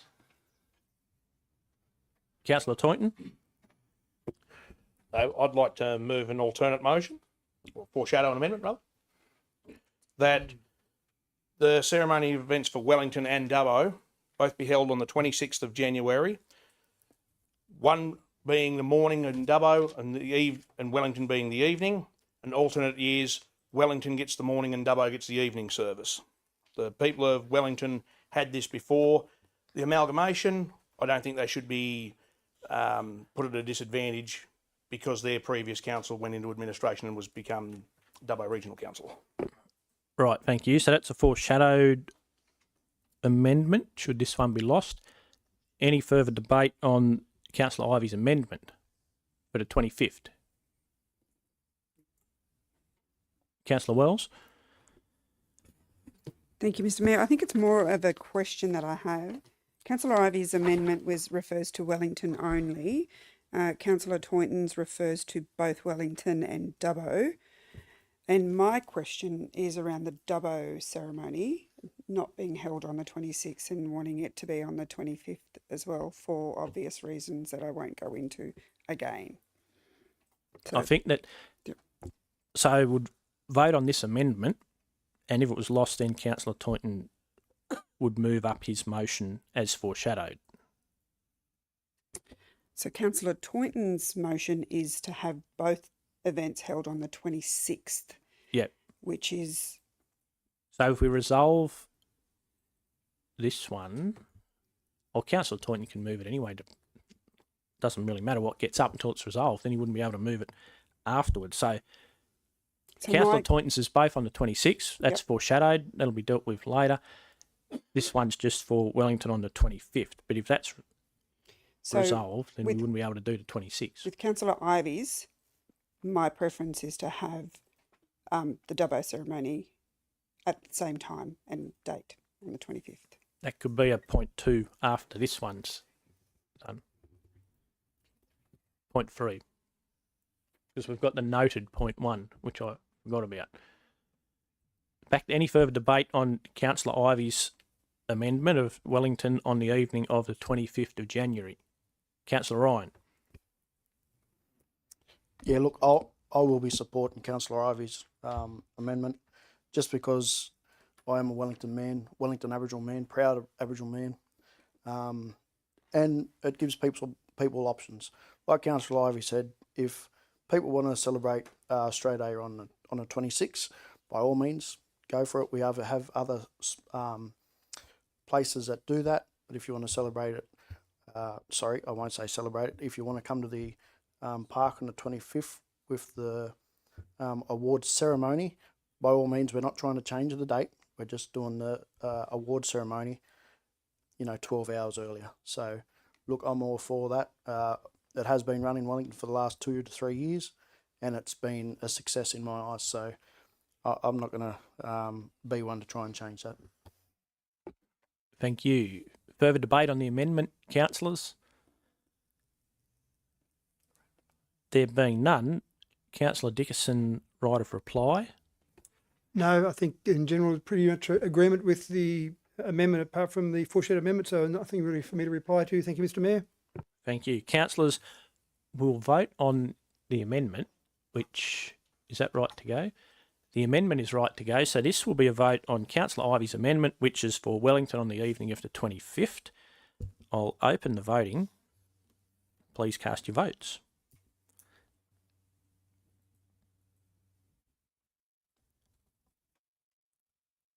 Councillors, I'll now close the voting. Carried 6 votes to 3. So Councillor Ivey's motion now is added to number 1. So that's point number 2. So we've got point number 1 is that the report be noted. Point number 2 is now the 25th. And any further debate, councillors? We've got to get a date for Australia Day in Dubbo. Councillor Chowdhury. Thank you, Mr. Mayor. I would like to move another alternative motion that the ceremony of the amendment. amendment that the ceremony and the event for Dabo be held in the Victoria Park on the ease of inclement of the weather in the Dabo Civic Centre on 26th of January starting at 8 a.m. with the point to the both ceremonies include live entertainment, children activities, cultural performance, market stalls and free barbecue. Thank you. Got a seconder for that anywhere? Seconder, Councillor Toynton, thank you. Councillor Chowdhury, would you like to speak to your Thank motion? you, Mr. Mayor. Your We amendment? send like a bit sentiment into people in the community saying like they want to celebrate on the Australia Day. The ceremony need to be held on the Australia Day, and we keep doing in Dabo, so we'll continue this. We'll continue the same day. Thank you. Thank you. Further speakers? Councillor Wells. Thank you, Mr. Mayor. Not quite sure what action I would need to take, but go by your guidance. I'd like to foreshadow the motion or amendment and propose that the activities, that the ceremony and events for Dubbo be held in Victoria Park, or in the case of inclement weather in the Dubbo Civic Centre, on the 25th of January, starting in the morning, with various activities that will that normally occur. And I actually will say that the purpose of my request to change it is to not hold it on the 26th for the reasons I've said in the past, and for the Dubbo community to walk in solidarity with its First Nations people around having a ceremony on the day of the 25th. Thank you. Thank you. So we've got Councillor Wells' foreshadowed motion for the morning of the 25th. After this, back to debate on the morning of the 26th. In Dubbo. Councillor Dickerson. Thank you. I'll vote against this, Mr. Mayor, because I actually believe it would be better to be on the 25th as well in Dubbo. It's something we've teased over several years now. We've talked about it, we've discussed it, and we've gone that way in Wellington. And I think it's been very successful going that way in Wellington. It was a very brave decision this council made, if you remember back many years ago, Mr. Mayor, that we couldn't change the date for Dubbo because of some federal legislation. So we honoured that federal legislation, but we could change it for Wellington, and that was successful. Subsequent to that, and not just because of the brave decision that we made, but subsequent to that, they've now changed the legislation. So we could have both ceremonies on the 25th. And I think that would be fantastic. We've talked about it. We've almost gotten there a few times, and now we're not quite there. Obviously, for Councillor Wells' foreshadowed amendment to go forward, we've got to defeat this one first, because once this is carried, obviously Councillor Wells couldn't have her foreshadowed amendment because that would be a direct negative. So anyone that would like to see Dubbo on the 25th would need to vote against this one, and then Councillor Wells could bring forward her amendment. But I just think it would be one of those things where we've taken that brave step in Wellington. It's been successful. Some people have been critical, and that's always going to be the way when you make a brave decision. If you do things that are not the norm, not the same old, there are going to be some people that are critical. But I think it's the right decision for the right reason. And if it means having an event on a different day to save some pain to people in our community, let's say that 15.6% of our community are Aboriginal, that's a significant number. If we can save some pain for those people, then why not change the day? And I've used the argument before that I had a birthday early this year, but my birthday fell on a Wednesday and I wanted to go out on a Friday night. It didn't mean that I was changing the date of my birthday. My date of my birthday is the date of my birthday, but I had the celebration or the event on a different day. And that's exactly what we're talking about here. No one in this council have I ever heard say, let's change the day of Australia Day, apart from the fact we don't have the power to do that. No one's suggesting that. But what we do say is, surely we can hold an event on a different day. Isn't that a responsible and reasonable thing to do to save pain for some people in our community? And then people are free to do whatever they want to do on the 26th. If they want to hold their own event, their own celebration, whatever they want to do in their own special way, let them do that. But from a council perspective, try and do the best thing for all of our residents. I think the 25th would be fantastic. So I will vote against this motion, but specifically so that I can vote in favour of Councillor Wells' foreshadowed amendment when that brings forward, hopefully when this motion is defeated. Councillor Cowley. Thank you very much, Mr. Mayor. And like Councillors Wells and Dickerson, I too am going to vote against the motion, although I am a card-carrying, flag-waving Australia Day lover. It's not so much, I'm not so much voting against the motion for the 26th because of the concern and the obvious pain that it causes our First Nations people, and it does, and I acknowledge that. And I take Councillor Dickerson's point that changing the date of our commemorations and celebrations in no way diminishes the importance of Australia Day. But I would like to hear perhaps from Council, if we could ask, I believe that there is some moves afoot to bring the very popular Rotunda markets to Victoria Park if we do in fact choose to go with the 25th for the Dubbo commemorations of Australia Day, to move the markets to that day to coincide with the Australia Day commemorations in Victoria Park. Now, if we were to do that, we garner a lot more support from not only stall holders, but from a greater cross section of the community that go to the markets. We make it, one of the other points that's coming up now is that both ceremonies include live entertainment, children's activities, cultural performances, market stalls and a free barbecue. I think the market stalls add to the celebratory atmosphere, and one way of ensuring that we reach across a greater demographic is to go on the 25th, which is the Sunday. And if that has the added benefit of diminishing the harm and the hurt to some of our First Nations people, well, that's a fantastic bonus. And perhaps we could look at, as Councillor Ivey said, some of the celebrations that are held in Wellington at other places that are not council held. Perhaps we could do something similar here in terms of maybe the pool being open on Australia Day and some other celebrations. But could we hear perhaps from council as to what those arrangements might be with the markets and the benefits that would come with having our commemorations on that day? To the acting CEO. We'll go through the relevant staff member, Ms. Willett. Through you, Mr. Mayor, we've had preliminary discussions with the owner of the Rotunda Market, and the owner is very supportive of a partnership between council and the Rotunda Markets. So we're looking to, if it is on that Sunday, we're looking to include the Rotunda Markets at Victoria Park as part of the entertainment value for the day. Thank you. Does that answer that, Councillor Cowley? Yes, it does. It could, through you, Mr. Mayor, could I ask Ms. Willits perhaps to expand on some of the benefits that might come from hosting the celebrations in concert with those market days and some of the other activities that we might be able to garner as well? To the acting CEO. Through to Ms. Willett. Through you, Mr. Mayor, the Rotunda Market is a very popular market. It drives a couple of thousand people on a Sunday. Now, they would normally be down at the Rotunda, but they'll relocate to Victoria Park. So we would kick off nice and early with a free barbecue, have the market activity.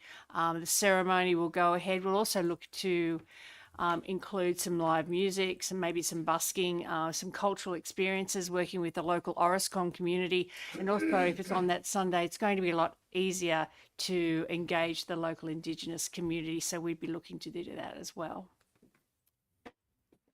Thank you. Further debate, councillors. Councillor Butler. Yes, so I think it's been a good discussion so far. However, one thing that has come across to myself and no doubt some others, the Wellington-based councillors, is that there was a survey conducted in 2023, and that survey was essentially asking this question of what we're discussing, respective of the 26th. And I would like to think we live in a democracy, although sometimes I see evidence to the contrary, but the survey result was overwhelmingly in favour of a 26th of January. Now, whether my opinion is that or not is neither here nor there for the moment. What I'm just trying to say is that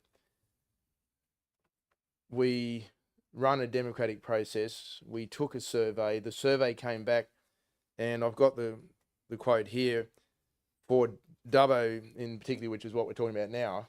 I mean, it also included Wellington, but Dubbo, 86.67%. Now that's a very, so well, let's just say 87%, which is a hair's breadth off 90% of the population said they wanted on the 26th. So we can debate other things, and we can talk about being brave, and we can talk about, you know, other things, but as a democracy, I think the verdict's in. So the angst that's come my way is the people who have said,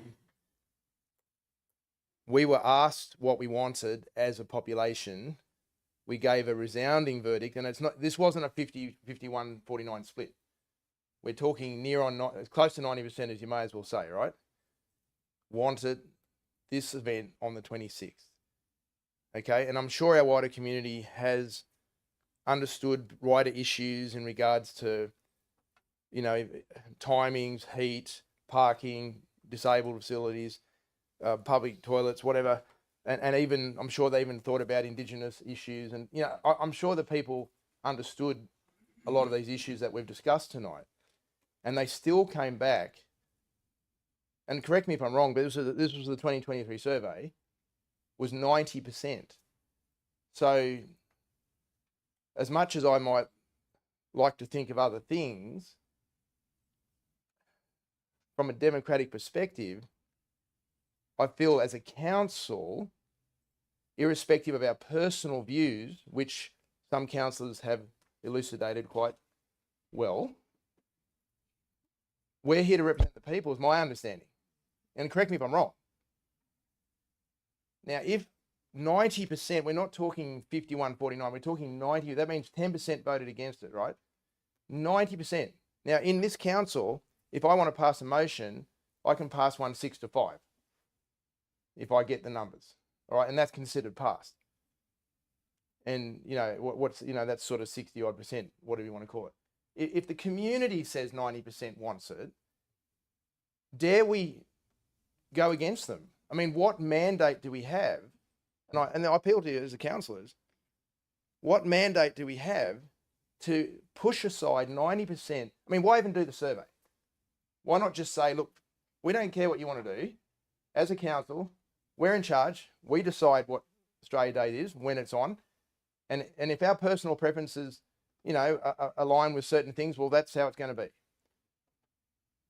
So I ask the councillors, do some soul searching right now. Are we here to present our own views and what we think is best? And like, this is irrespective of my views. I'm just quoting the survey. So I appeal to our council. If 90% say it, how dare we ignore it? Now, obviously, I'm going to vote for this because of the survey, all right? What I believe the will of the people. And the councillors, you get to decide. That's your privilege. But at least I'll be able to say that I listened to the survey, that I listened to the people, and I was overruled by those who frankly didn't. So that's my comment. So I'm in favour of this bill. Thank you. Thank you. Motion, sorry. Councillor Ryan. Yeah, look, I would just like to say on that, 90% of the people voted that way. Does that mean it's right? Who knows? I bet if we went to survey and said to the whole community, we're going to cut your rates by 50%, and over 90% would vote yes. Does that mean we do it? I don't think so. So it depends how you look at it. And you know what? I'll stand here and put my hand up and say, I did vote for this. I did vote to put it on the 25th. I'll cop that on the chin because I'm representing all people, even the people that didn't have this vote. So that's just my stance on it all. Thank you. Councillor Cowley, a question? Yes, my question is, I take Councillor Butler's point about the survey. Could somebody please enlighten me as to exactly how many people completed that survey? 109. Councillor Ivey. I'll vote against it because I'll, in anticipation of Councillor Wells' foreshadowed motion. A couple of comments though that on first on Councillor Butler's comments about the survey is that it wasn't a random survey. It was a very there was the opportunity there for people who wanted to push a barrow to be able to push it, and certainly the people who were anti were very much more galvanised than those that were for. And so I think that really council has to be careful of interpreting a survey such as that. I think probably a better survey or a better thing to put some store on is that the attendances at the 25th functions have been well and truly greater than the previous year's functions on the 26th. So, you know, in Wellington we're getting sort of between sort of 300 and perhaps even 500 people, and that's an incredible turn up. You know, that's more than that's you know, if that's 10% of the population, then that would be eligible to come. Then I think that we really do show that has been a resounding success. The only thing I'd say about, and I would say I will support Councillor Wells's motion, but, and she knows what I'm about to say, I think, but for a different reason. I think we must preserve the 26th of January as Australia Day. It is the day that we all can be so proud of what we've got of Australia. Look, I hear what Councillor Wells says, and I'm sure that 20 or 30 years ago she was 110% correct, where we were celebrating, you know, the colonisation of Australia 200 years ago. With, and we used to have the reenactment with Governor Phillip rowing ashore in a rowboat and planting the flag. You know, even at the time I thought, God, that's a bit inappropriate, and that's gone. What we must do, and is happening, is what the 26th of January means has changed. It's not celebrating 200 and how many years ago, 220, 30 years ago. It's celebrating what Australia has now to offer all its residents. Everyone is equal, everyone has opportunity, everyone should be thankful that they are living in probably the best country in the world. And you look around what's going on in the world now and countries around, how lucky are we that we've got Australia as it is now? And so please, can we celebrate that? Can we actually recognise it? Not recognise, you know, it's the day that, as I say, an anniversary of when they rowed ashore, but let's celebrate for what we've got now and be thankful for what we've got for Australia Day. Thank you. Thank you. Anything further? Councillor Dickerson, right of reply. Thank you. Many people agree with the statements I made. It was really only probably Councillor Butler that said things that obviously are against my view. And I suppose I'll say a few things. It's been touched on already that a self-selected survey of 109 people is not going to give you statistically valid results. And then you might say, well, why bother doing it? Well, sometimes some of the comments from those results, those surveys, are more important than the actual data themselves, because again, you need to look at those, you need to weigh that up, because we have been given a mandate. We're all elected to council, and that's the mandate we've been given. We've been given the incredible responsibility by the residents of the Regional Council to make decisions on their behalf. And that is the mandate for all decisions going forward. That's why people elected all of us to sit here around this table and make these decisions. So we have the mandate, and it's quite clear. One of the things I think that's very important in this is that, exactly as Councillor Ryan said, it'd be easy to get a survey that showed a popular decision, i.e. putting down rates, but is that the right thing to do? And I suppose the thing that I think about in a decision such as this, which may not be a populist or a popular decision across the electorate or across the council area, but one that I think is an important decision, is a leader will take people where they want to go, but great leaders take people where they need to go. And I think in this scenario, we need to move forward and we need to make a difference for our community, across the entire community, for all of our residents. So I will still vote against that, and hopefully Councillor Wells' amendment gets up. Thanks, Mr Mayor. Councillors, we've got Councillor Chowdhury's amendment for the 26th of January at 8 a.m. I will open the voting on that. Please cast your votes.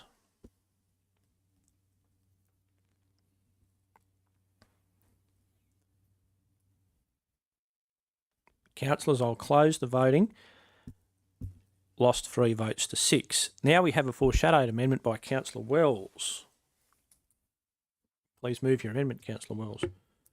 Thank you, Mr. Mayor. I don't have the wording technically, but I will take it from the document in front of me, which is the potential Dubbo event, that the ceremony and events for Dubbo be held in Victoria Park on the case of inclement weather in the Dubbo Civic Centre on the 25th of January, starting at, I would say, morning. I haven't got a specific time. I think that we need to determine that, with the various activities and markets that will occur in the day. Thank you. A seconder, Councillor Cowley. Councillor Wells, would you like to speak to that? Thank you, Mr. Mayor. Yes, look, there's been a lot of emotionally charged conversations and a lot of factual conversations, which I think is really important. I do want to respond to Councillor Dickerson in terms of his discussion around us being courageous and moving forward, thinking about the wider community, and also accepting that doing this, we haven't done that. We've done it with Wellington in the last few years, and now it's time for, in my view, Dubbo to shine. And I don't take the fact that 109 people were surveyed as a good percentage of our community to represent having it on a day that I don't believe in. And I will say out loud that the reason why I do not want it on the 26th of January is for those reasons, which Councillor Ivey knows very deeply, that for me it's about a specific reason. And that I want to see Dubbo community walk in solidarity and celebrate this great community, because I agree with you, Councillor Ivey, this is a great place to live, and we do need to recognise that there were atrocities caused in the past generations, and we in no way blame the current community for that, but we have to accept it and we have to move forward. And I like the thoughts of the ability to be able to have this on the 25th and engage all of the community, including the First Nations community. Thank you. Thank you. Councillor Cowley. Thanks, Mr. Mayor. I'm just wondering if there's any way we could insert the assurance that we will work with the Dubbo Rotunda markets if we move this to the 25th. You'll have to ask the mover. Would they be happy to, got some wording there, insert that? Absolutely. Seconder, take that as a yes since you said it. Okay, so that now becomes, as read by Councillor Wells, including to work with the Rotunda markets. Everyone right with that? Okay, further debate. Councillor Chowdhury. Thank you, Mr. Mayor. I just make a comment, like I'll be echoing Councillor Butler, because normally when we do any survey, most of our resident doesn't come and participate unless we spend like a few $1,000s for statistical survey to bring like a 400 or 500 people. Most of our surveys sitting like even below 100 people. So we have seen even though our previous council time we have received a lot of phone calls, even current time we have received a lot of email that people want to celebrate on 26th.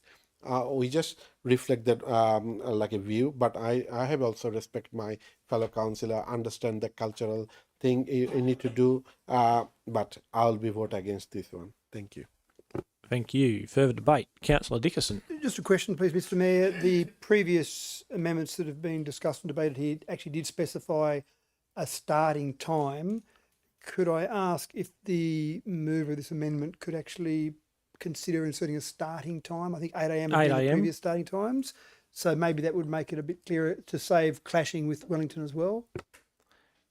Councillor Wells, 8 a.m, all right? Thank you, Mr. Mayor. Yes, 8 a.m. is fine. Seconder, Councillor Cowley, 8 a.m, so it'd be 8 a.m. on the morning of the 25th. Further debate, councillors. Councillor Cowley. So I have a question, and perhaps this is something that Ms. Willits through the acting CEO might be able to answer through you, Mr. Mayor. I take Councillor Chowdhury's point about people wanting to celebrate or commemorate on the 26th. Would it be possible? Is there a possibility of us exploring as a council some activities that we might be able to do at low cost or no cost to council that could include people who do want to do something, particularly with their children, on the 26th? Is that an amendment? Well, You- I'll take or a greater mind than mine question can work on. the acting CEO? Any additional activities will come at a cost for the organisational staff time that will require to. It will be, in effect, hosting 2 events on 2 days. Further debate, councillors? Yeah. Thank you, Mr. Mayor. So my question is, leaning towards Councillor Cowley's question around additional activities. Is there a way that we could encourage the Dubbo pool to open on the 26th rather than the 25th? Is that what we're looking for? The acting CEO? Possibly splitting some activities may be viable if it's not coming at additional costs. Councillor Ivey? Yes, in fact, this is a good opportunity, isn't it, to perhaps have something on the 26th in conjunction with Belgravia. I mean, maybe this is a very good opportunity for them to show the support for the community and to, on Australia Day, have various things. I'm sure they're capable of organising some events on the 26th. They could have free pool entry. I think we do normally anyway, up until 12 o'clock or 1 o'clock. So perhaps if staff could engage in discussion with Belgravia as to what they could put on at the aquatic centres, just to recognise and celebrate recognise the 26th of January. Thank you. Further debate? Councillor Butler? Yes, thanks.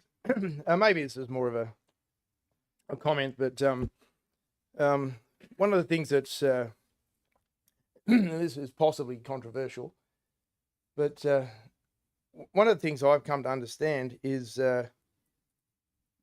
we, in our modern day culture, we obviously, in general, people seem to dislike colonialism, and I get that. So this is why I sense it, hence it's probably somewhat controversial, but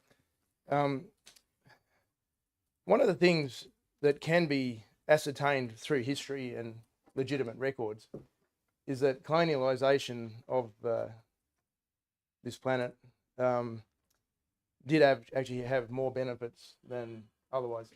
So if I take the example, for instance, in Nigeria, where the British came at that point and started trading on the Niger River at Lagos, they actually were received, how would you say, fairly well. And what I mean by that is that when a local emir, which was a Muslim faction, rose to rebel against the British, the other emirs around him actually shut him down and supported the British.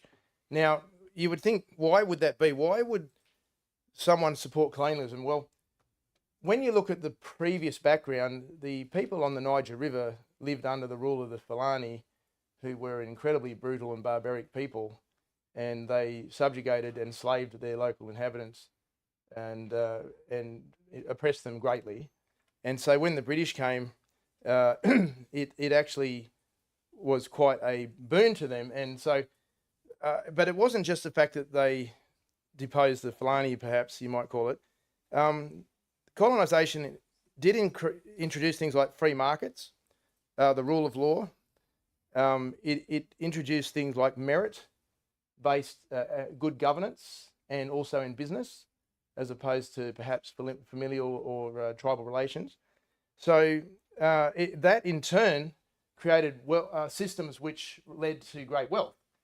So, for instance, a country that might have great resource, for instance, may not be wealthy because the systems of governance and trade that, let's say, dominate in that area, maybe perhaps you could argue are corrupt or whatever, and the system falls over. And so Nigeria had that experience, as did many others. And then, of course, if we look at the Belgian Congo, when the Belgish... Point of order, Mr. Chair. Oh. Again, I've raised a point of order similarly before. we're debating Australia Day. We've passed the motions. What happening in Nigeria is, to be quite honest, of no relevance to this meeting now, and it's actually just wasting our time. Yeah. All right. Well, I disagree, but I think, thanks, Councillor Butler. I'll make a ruling on that. anyway. Councillor Butler was making a point about colonisation. Australia was colonised at one stage, or still is really. So, Councillor Butler, please continue with your remaining No, 1 minute. Thank you, Mr. Mayor. All right. Yeah. Look, I try and make it as relevant as possible. So the point is, the Australia Day thing is being changed as a date because we don't want to give credit or reference or whatever it is to the colonisers of this land, which was the British back in that time. Okay, and what I'm hearing is that it's all bad. Colonisation was terrible. It was atrocious. It did everything wrong, and it's just like the worst thing that could happen, and we should never even remember it because it was so bad. And what I'm trying to say is the one thing that's worse than colonisation is not being colonised. And so why I mention that is because the systems of governance that we enjoy today, good governance, all right, so 30 seconds, 30 okay. seconds, yeah. Trade, free markets, rule of law, all those things were introduced into Nigeria, Congo, Australia, whatever you want to call it, around the world. It was a global thing. And I really would like to push back on this idea that colonisation was evil. In fact, it did great good. And those countries that left colonisation, such as the Congo and Zanzibar and Malawi, had great trouble after they left. All right, thank you. Thank you for your time. Thank you. Any further debate on Councillor Wells' amendment? There being none, we'll go back to Councillor Dickerson as the mover of the original motion. I would love to have some discussion on some of the points raised by Councillor Butler, but I suspect I will be wasting even more time, Mr. Mayor. So I'll leave it alone. I think nothing else was said of significance there, and hopefully the vote goes away in favour of the 25th of January. So, just to refresh everyone's memory, this is to hold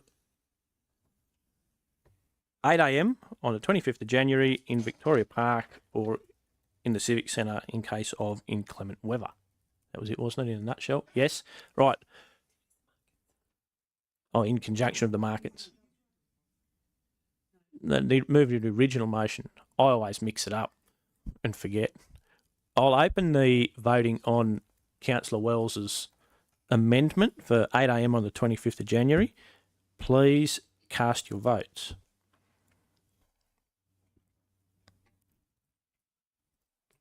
I'll now close the voting. Carried 6 votes to 3. That now becomes point 3 of the motion, where point 1 was to note the report, point 2 was Wellington in the evening of the 25th, point 3 is the Dubbo 8 a.m. on the 25th. Any further debate on all of that, councillors? There being none, we go back to Councillor Dickerson as mover of the original motion for right of reply. There's nothing to reply to. Thanks, Mr. Mayor. Thank you. Councillors, I'll put that. Is that ready to go? On the electronic voting. Okay. This is the whole lot now as amended twice. So point 1 to note the report. Point 2, Wellington, evening of the 25th of January. Point 3, Dubbo 8 a.m. on the 25th of January in conjunction with the Rotunda markets. Right. I'll now start the voting. I've opened the voting. Please cast your votes. Hang on.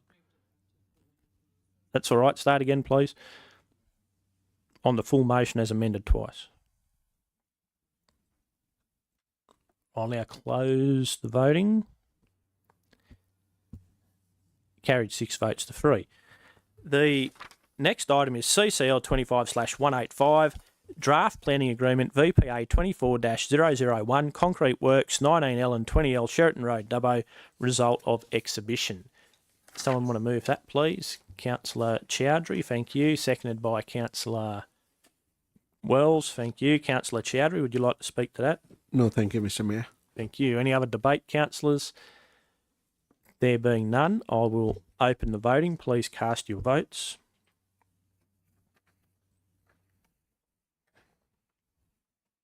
I'll now close the voting. Carried unanimously. The next item is CCL 25/186 2025 Dubbo Stampede Running Festival temporary road closure. Councillor Cowley to move that. Yes, thank you. Seconded by Councillor Ryan. Councillor Cowley, would you like to speak to that? Thank you, Mr. Mayor. I've lost it on my system here. However, this came before the Traffic Committee. The Dubbo Stampede is a long-held and very popular event. There were only a couple of minor tweaks to the new route of the Stampede, which is in the papers, and there was also a minor tweak to the traffic. The speed limits just down on Macquarie Street, but otherwise very comprehensive, and we wish the organisers of the Stampede well. Thank you. Further debate? There being none, we'll put that. Please cast your votes. I'll now close the voting. Carried unanimously. The next item is CCL 25/187 Proposed No Stopping Zone, Judy Jenkins Drive, Dubbo. Moved by Councillor Cowley, seconded by Councillor Chowdhury. Councillor Cowley, would you like to speak to that? Thank you, Mr. Mayor. Only to clarify that it's Judy Jakins, Jakins, and Drive, and the traffic amendments, the erection of signs there to allow the RFS to have clear and safe egress out of their building is a bit of a no-brainer, to coin a non-technical term, and so that's pretty standard fare. Thank you very much. Further debate? There being none, we'll put that. I've opened the voting. Please cast your votes. I'll now close the voting. Carried unanimously.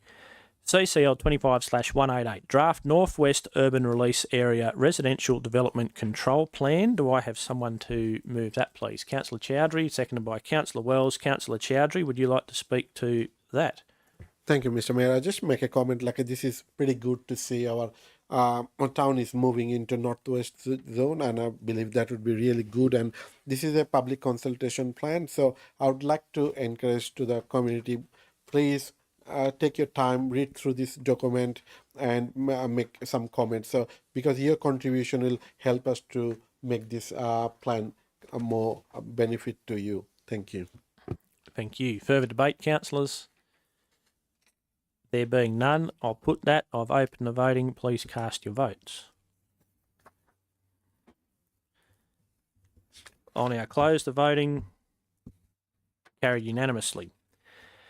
Item CCL 25/189 Heritage Provisions on Bridges. Councillor Toynton, I believe, has an alternative motion. Thank you, Mr. Mayor. Just to add, one, that the information in the report be noted, and two, that the Mayor write to the Minister for Roads and Minister for Regional Transport and the Minister for Heritage supporting the replacement of the Scabbing Flat Bridge with a new concrete bridge. Thank you. A seconder, Councillor Chowdhury. Councillor Toynton, would you like to speak to that? Thank you, Mr. Mayor. Just briefly, any support that we can garner to get rid of the Scabbing Flat Bridge to something that's more suitable to the needs of everyone here and be done with what's been a mess that's 50 years past its prime. I'd just encourage all councillors to support those 2 points to the report. Thank you. Thank you. Further debate, councillors? I'll just quickly say that it's good that it's come to light in the last couple of days that the local Transport for New South Wales West Region Office is supporting or made a recommendation higher up the chain to remove the heritage provisions. So anything we can do as a council now that they've made that decision locally to help push that along will be very good for all out there. Councillor Toynton, right to reply? No, thank you, Mr. Mayor. It's self-explanatory. Thank you. Councillors, I will open the voting. Please cast your votes.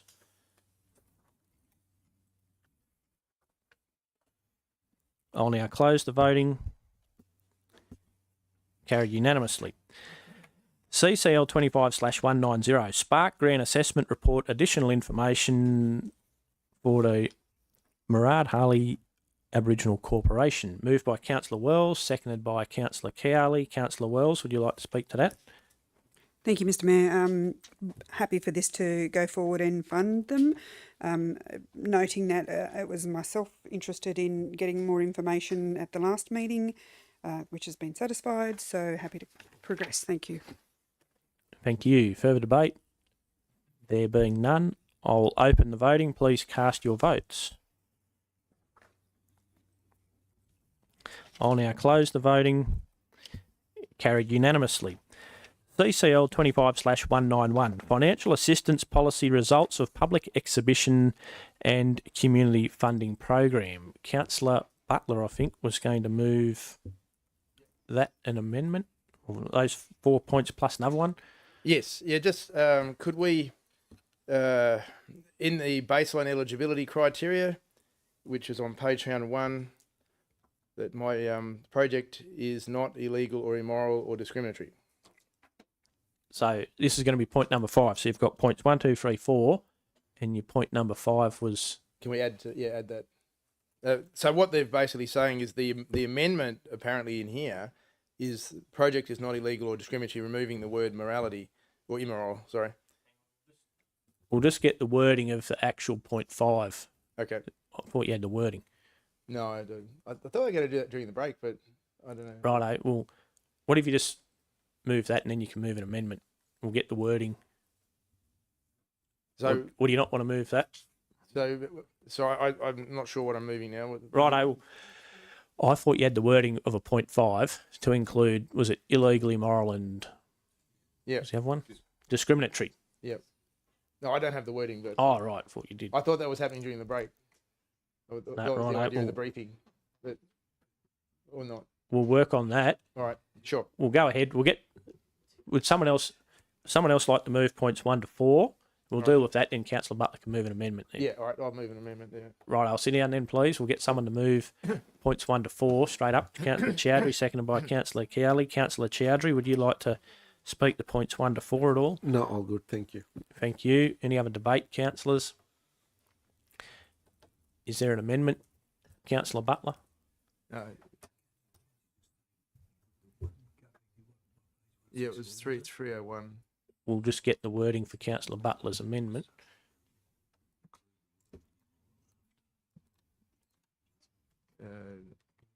This one, baseline eligibility. Can I have a suggestion? We'll just go through the acting CEO to the director, Ms. Brown. Thank you, Mr Mayor. Proposing that the baseline eligibility criteria, my project is not illegal, immoral or discriminatory. Yep. That's the point wording. 5? That would be point 5, your amendment, that wording. So that's my amendment then. Seconded by Councillor Ivey. Councillor Butler, would you like to speak to that? Oh, okay. Thank you. All right. Yes. So I think it's very important to include or to keep, I should say, the word immoral. And certainly if we look at the rationale, it talks about how there's an easier to define standard for discrimination. I get that. So let's put that in as well. But I didn't want it to replace the word immoral. And just to look, this is the reasoning in here is to do with subjectivity. The term immoral can be very subjective and is not a consistent or easy to find standard. So, so what we find when it comes to morality, there's obviously a few things. There's natural law, and then there's human reason, and then there's divine law. And so morals are generally based upon one of those three things. Our, I guess, heritage as an Australian nation has been largely affected by Christian morality, and that is directly based in things like the Bible, and those legal codes and that we enjoy today are based a lot of that sort of stuff. And what it will do, I feel if we take it out and just replace it with discriminatory, we will narrow things too much. And so I was talking to Councillor Ivey about it earlier. and I can't remember the exact date, but we thought it was like 20 years ago that in Sydney they had an art display where a gentleman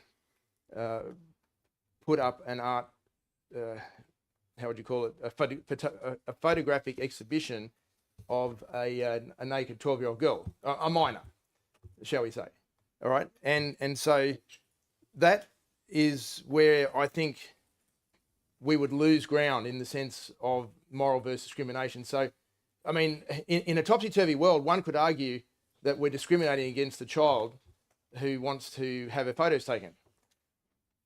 And they may even have an argument for that. But you could definitely say it was immoral, because morality speaks or is backed by a higher order. And of course, in the sense of traditional understanding of morality, it's a transcendent appeal to something beyond us. So it's not based just on human reason, which is very fallible. And obviously, if we look in history, we see situations where people thought, for instance, it was a moral thing to kill other people. And so, you know, that obviously on our own as a human society, we are somewhat subject to foibles that can result in rather immoral ways being considered okay. So, yeah, I mean, obviously with myself, I see morality as based in the divine order, and that's been handed down to us over the centuries. And I see that as an absolute and objective thing. Now, of course, people may argue the case and talk about relativism and things like that. So what you would have to do if you were to maintain a relativistic cause, you'd have to somehow show that you were, for all time, almost absolutely right, which would then be a contradiction in terms. So you can see where moral relativism actually falls in a heap, and as such is an unwise choice. So yes, I certainly would vigorously campaign for the inclusion of, or not inclusion, the retention of the word immoral, and if we wish to, for those reasons listed, to add discriminatory, that's fine by me too. But keeping in mind that discrimination is also a moral decision.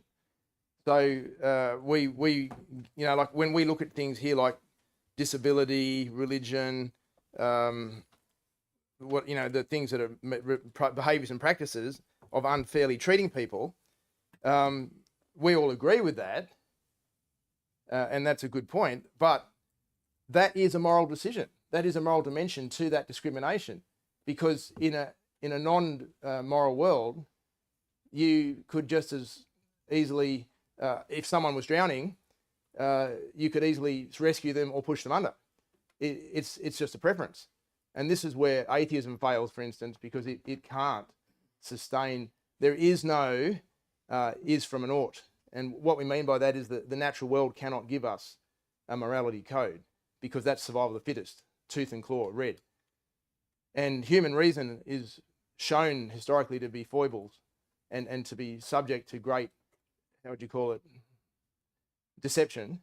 So we do need to appeal in that sense to the divine, however that is interpreted, I guess. I mean, obviously I interpret it as the Christian God of the Bible.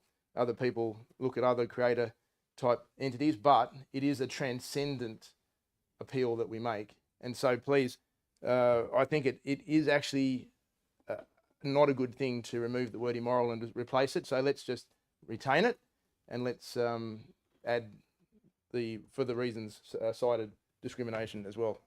All right, thank you. Further debate, councillors? Councillor Cowley. Thank you very much, Mr. Mayor.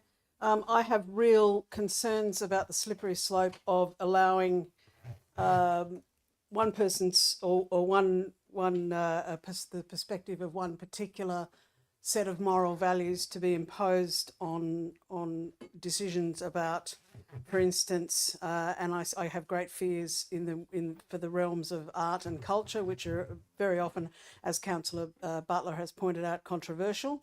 And you know, the imposition of one person's God's will over another person's God's will, or culture, or art, I think is a slippery slope. I am more in favour of the idea of discrimination, because as is quite accurately captured in the rationale for the removal of the word immoral. Discrimination is a lot easier to define by law, and therefore a lot easier to police, if for want of a better term. But perhaps I might ask Ms. Brown, who sent us all a rather informative email earlier about the judgment of immorality in New South Wales. I think our discrimination laws accurately capture anything that would be considered immoral, but perhaps Ms. Brown might further enunciate what those laws might be able to capture, and whether in fact it is semi-redundant as to whether we remove immoral or leave the word in there. To the CEO, acting CEO. Through you, Mr. Mayor, to the relevant director, Ms. Brown. Through you, Mr. Mayor, thank you for the question. Through you, Mr. Mayor, thank you for the question. Councillor Cowley, just some background information. Responses to these eligibility criteria are a self-response. It's a stop-go. Proponents are asked to answer yes or no, and they are advised if they choose yes, then they aren't eligible. We review the merits of the eligible projects, and then we obviously put the package of proposed grants to Council for decision. And if Council had further questions around those eligibility criteria based on information that they may have that's different to the way the proponent have assess themselves against those criteria about whether the projects are indeed illegal, discriminatory, immoral, etc.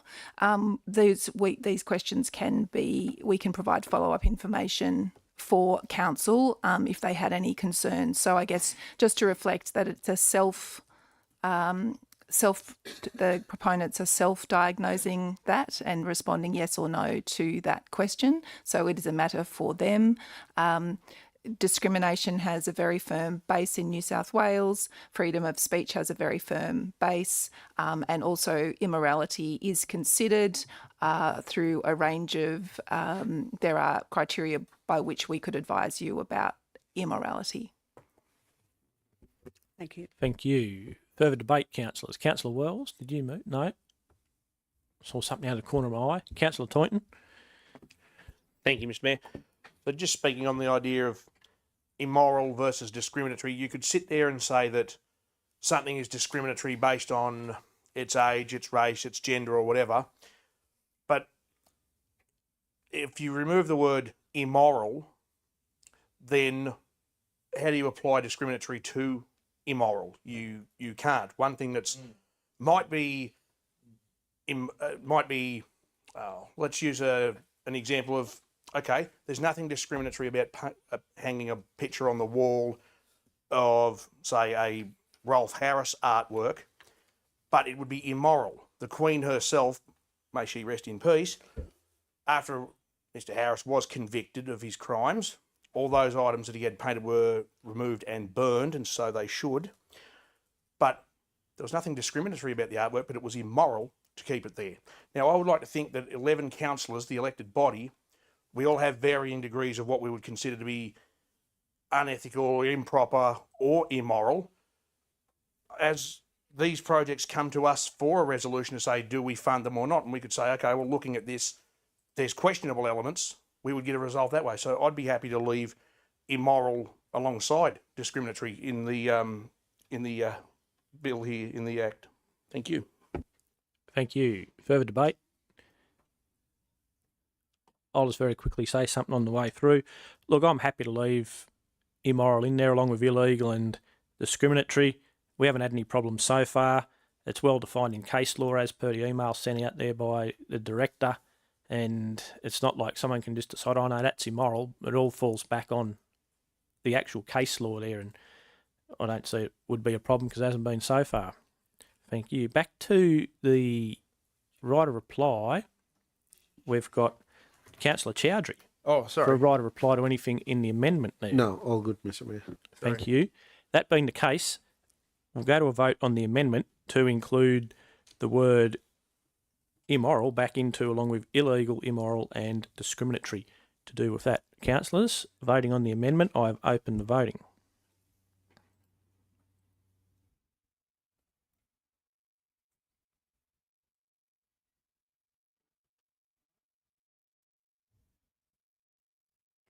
councillors. I'll close the voting. That's lost 4 votes to 5. We now go back to the original motion, which is the 4 points. Any further debate on that, councillors? There being none, I will then put that. Have we got that? It's ready to go. Yep. Councillors, on the original 4 points, I will open the voting. Please cast your votes. I'll now close the voting. Carried unanimously. The next item is CCL 25/192, Local Government New South Wales 2025 Annual Conference. We've got Councillor Toynton to move. What are you moving, Councillor Toynton? Have you got the bit of paper? Yes, Mr Mayor. So I'll move that Councillors Toynton, Ryan and Wells be nominated alongside the Mayor to act as voting delegates at the Local Government New South Wales Annual Conference 2025. 2, that Council advise Local Government New South Wales who the voting delegates for motions and board elections are by no later than close of business Friday 7th of November 2025. The nominated delegates represent Council at the Local Government New South Wales Annual Conference 2025. And 4, that any councillors wishing to attend as non-voting delegates, but I haven't got a list of who those councillors are. It'd be, correct me if I'm wrong, would it be Councillors Cowley, Wright, Chowdhury, Ivy, Butler, Dickerson, Richardson, from memory in my scribbled notes? That would be it. That would be correct, Mr Mayor. Thank you. A seconder for that, Councillor Toynton. Councillor Wells, thank you. Councillor Toynton, would you like to speak to your motion? No, thank you, Mr Mayor. All good. Thank you. Debate, councillors. Councillor Chowdhury. Thank you, Mr. Mayor. I would like to foreshadow that motion. Yep. I would like to include myself into that voting delegate. I'm not sure who will be out from that list. Okay, thank you. We've got a foreshadowed motion. Should this one not get up? Further debate, councillors? There being none, we'll put this to the vote then. Noting that Councillor Chowdhury's got a foreshadowed motion. Councillors, I've opened the voting. Please cast your votes.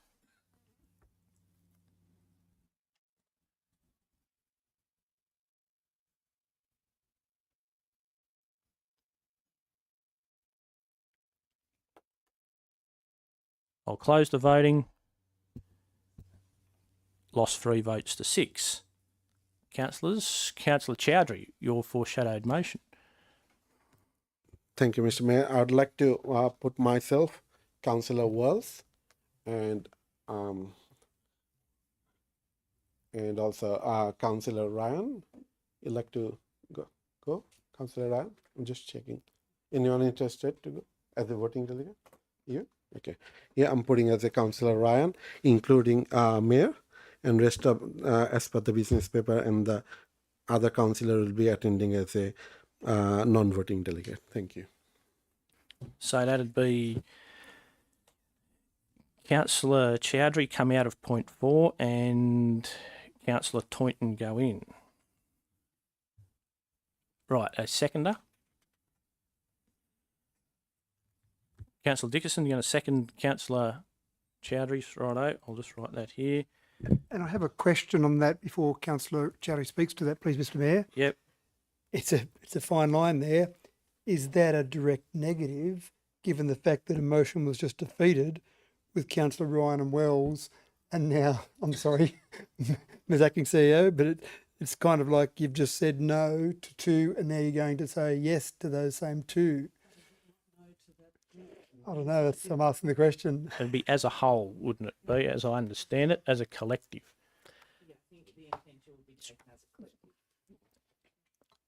Yes, so we'll carry on. It is in order. Councillor Chowdhury, would you like to speak to that? Thank you, Mr. Mayor. I would like to thank I'd like to go to this conference because of I think it's a great place to go. And last year I have missed, but I also share it with my fellow councillor. I'm going to run, trying to get into LGNSW board member, so I can raise our community issues, regional issues. So that's why I'm requesting my fellow councillor to support to me, and also I'd like to everyone come to that conference. Thank you. Thank you. Further debate, councillors. Councillor Toynton. Thank you, Mr. Mayor. So I'd probably like to add to Councillor Chowdhury's point there, to add Councillor Richardson as a voting delegate, as she wasn't in the original motion that was just defeated. That'd have to be, you'd have to move a foreshadow a motion or move an amendment. So moved. Hang on. So you've moved, the amendment would be that councillors, who would you have as the voting delegates?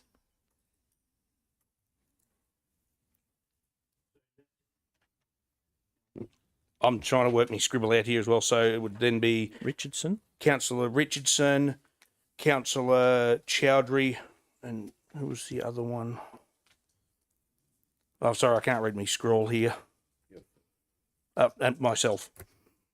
Should be able to read my own name. Go as voting delegates, and that the other names would be subbed in point number 4. Is there a seconder for that? Councillor Butler, thank you. Moved Councillor Toynton, seconded Councillor Butler, that Councillors Richardson, Chowdhury and Toynton are voting delegates, and that the other, everyone else going as a non-voting delegate, all going. Seconded by Councillor Butler. Councillor Toynton, would you like to speak to your motion? So I just point of order, Mr. Mayor. So we can't have an amendment that's not the same as the motion that's negative of that. So we need to deal with Councillor Chowdhury's first, and that can be a foreshadow. Right, all right, foreshadow that. Councillor Chowdhury, back to your one. So Councillor Chowdhury's was it Councillor Chowdhury, Wells and Ryan to be voting delegates, and everyone else, and myself, and everyone else in point 4 that's going. Swap out the names as per Councillor Toynton in. Right. Debate on that. Councillors. Councillor Chowdhury, did you speak to that? I already spoken. Thank you. Thanks. Councillor Dickerson seconded it. Anyone else want to speak to that? Councillor Wells. Thank you, Mr. Mayor. I suppose I wanted to speak to why I was interested in being a voting delegate, and that's about bringing First Nations lens to the thinking and the decision making that we make at such an important level, and I would be proud to be able to do that as a traditional owner. Thank you. Thank you. Further speakers? None. Right of reply goes to Councillor Toynton, because he's the mover of the original motion. Nothing to add. Thank you. Councillors, we'll put this motion, which is, let me just go over it again, that Councillors Ryan, Wells and Chowdhury be nominated alongside the Mayor to act as voting delegates at the LG Conference 2025. Points 2 and 3 the same. Point 4 is that the other councillors that aren't voting delegates all attend the LG New South Wales annual conference as non-voting delegates. Is there any questions about that? Everyone right what we're voting on? Okay, this is Councillor Chowdhury's amendment. Councillors, I've opened the voting.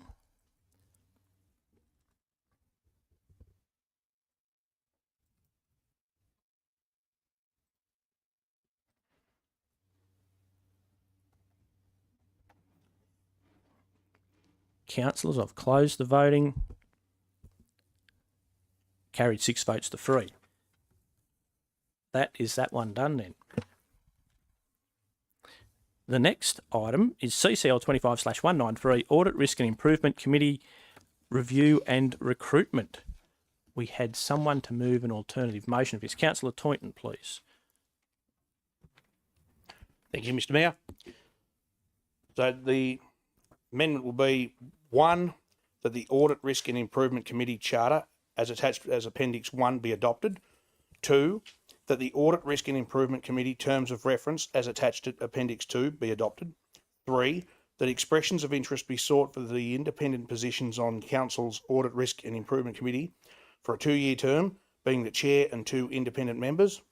4, that Figure 1 contains incorrect information and further information regarding fees for ARIC members will be reported to Council. Thanks. That's the alternative motion. A seconder. Councillor Chowdhury, thank you. Councillor Toynton, would you like to speak to that at all? No, thank you, Mr. Mayor. Thanks. Any other discussion? There being none, we'll put that. I've opened the voting. Please cast your votes. I'll now close the voting. Carried unanimously. CCL 25/194, reduction of DRLM destroy and disposal fees 2025-2026. Do I have someone to move that, please? Councillor Toynton, seconded by Councillor Chowdhury. Councillor Toynton, would you like to speak to that? Just very briefly, anything we can do to assist people in the cost of living crisis and the cost of doing business, I see that as a good thing moving forward, that we can work with all stakeholders, and I'd be hopefully that all councillors could support the reduction in these fees. Thank you. Further debate? There being none, I'll now put that motion. I've opened the electronic voting. Please cast your votes. I'll now close the voting. Carried unanimously. CCL 25/195, road opening, unnamed roads off Bulch and Gibbs Street, Dubbo. Do I have someone to move that, please? Councillor Cowley, seconded by Councillor Toynton. Councillor Cowley, would you like to speak to that? No, thank you, Mr. Mayor. Any further debate, councillors? There being none, I'll put that. I've opened the voting. Please cast your votes. I'll now close the voting. Carried unanimously. CCL 25/196. Question on notice, non-government social services. Question on notice from Councillor Toynton. There will be a verbal response right now. The acting CEO. Through to Mr. Arms.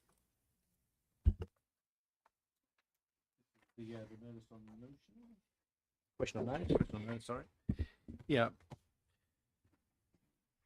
So, non-government social service providers. It's an important piece of work. There's a lot of social services out there. That's not the problem. It's not the challenge. There's no shortage of services available for people. The challenge is their coordination, and there's a lot of work that goes into that. There's a lot of effort in that space, both currently and in the past as well. There's a lot of acknowledged for it. For us, our community safety and crime prevention plan outlies a key action in that document, action 3.3, where in short we seek to explore options to develop a services register, which goes to some extent to see what services are being provided across our local area and coordinate them into a single spot so people can reference them. And we're working on a website approach to that. But we're very conscious of staying within our lane and not exceeding our role, and acknowledging our resource restrictions as well. Staff are in regular contact with all of the social services providers in Dubbo and in our local area, both government and non-government. In fact, we sit on 15 interagency groups and they meet over the course of each quarter. So there's a lot of interaction between those groups, both government and non-government service provision. And interestingly, not all social service providers want their services promoted. And it's an interesting thing I learned only relatively recently, where one thing that they need to manage is this service shopping, where one individual may go to a series of service providers and get a similar piece of equipment and sell it off and use that funds for other matters. And so they manage that service that they provide, and being part of a broader service register isn't necessarily something that they want to do. So it's actually quite a complicated and nuanced place as well. there is already in existence some key service directories in place. A great one in Dubbo is the Dubbo Services Directory. It says Dubbo Service Directory, but it covers our whole area, right out to Lightning Ridge, Walgett, Gilgandra, etc., etc. And the amount of services that it covers in there and provides information on what services are provided and who provides them, and contacts and advice in that document is really quite good. It was developed by the Aboriginal Land Legal Services here in Dubbo, in conjunction with Western New South Wales Community Legal Centre, the Western Women's Legal Support, and Legal Aid. And it's a really good document. I'll send it to the councillors as part of the hot topics for your information. Another excellent service directory which is already in place is Ask Lizzie. I'm learning more about Ask Lizzie myself. It's a website where it provides a register of services where people can, over a whole range of service interests, can find out more about what's available in the local area. And one key element that we're also doing as a council, again connected back to our community safety and crime prevention plan, is the reference group. And we've had our first meeting of the reference group and it went really well. I was really pleased with how it went. Our contributors to that group were very proactive. We have our next meeting in a couple of weeks' time in August, and it gives us another opportunity to talk about how we can share services, share the knowledge of those services, and provide an avenue by which they can be better understood across the community. So in summary, I would say we're active in this space. It's nuanced. It's not as clear cut as just a register. For those reasons I talked about earlier, it's been tried in the past and had its ups and downs because it's difficult to maintain consistency over space and time. But it's something that we're working for, and we're committed to doing it via our Community Safety Crime Prevention Plan Action there 3.3. Thank you. Thank you. Any further questions about that, councillors? Very comprehensive. All right, thank you. Next item is CCL 25/197. Comments and matters of urgency. We'll start with Councillor Wells and go around again. Thank you, Mr. Mayor. Couple of things. One, I had the opportunity to attend the Village Committee, which was something I hadn't attended before, and I just wanted to give a shout out to the members of that Village Committee. I thought it was really good. I was really interested in what they brought to the table and how they interacted, and I thoroughly enjoyed it and think it's full of really skilled based people. So that was great. Thank you for being able to attend that. And the next thing I wanted to sort of mention, possibly not the place to talk to this, but I did want to mention something we discussed and debated earlier.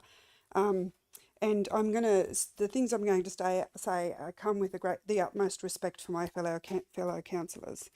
The point that was made during our discussion that colonisation was a good thing for this country is absolutely offensive to Aboriginal people.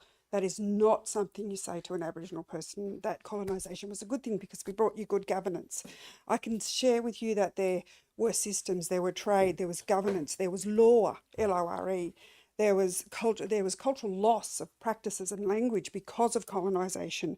There was terra nullius, meant that when we was colonised, that there was no, the identity was there was no Aboriginal, no people on the land when they arrived. And I'm probably sounding shaky because I am really emotional about what I'm saying.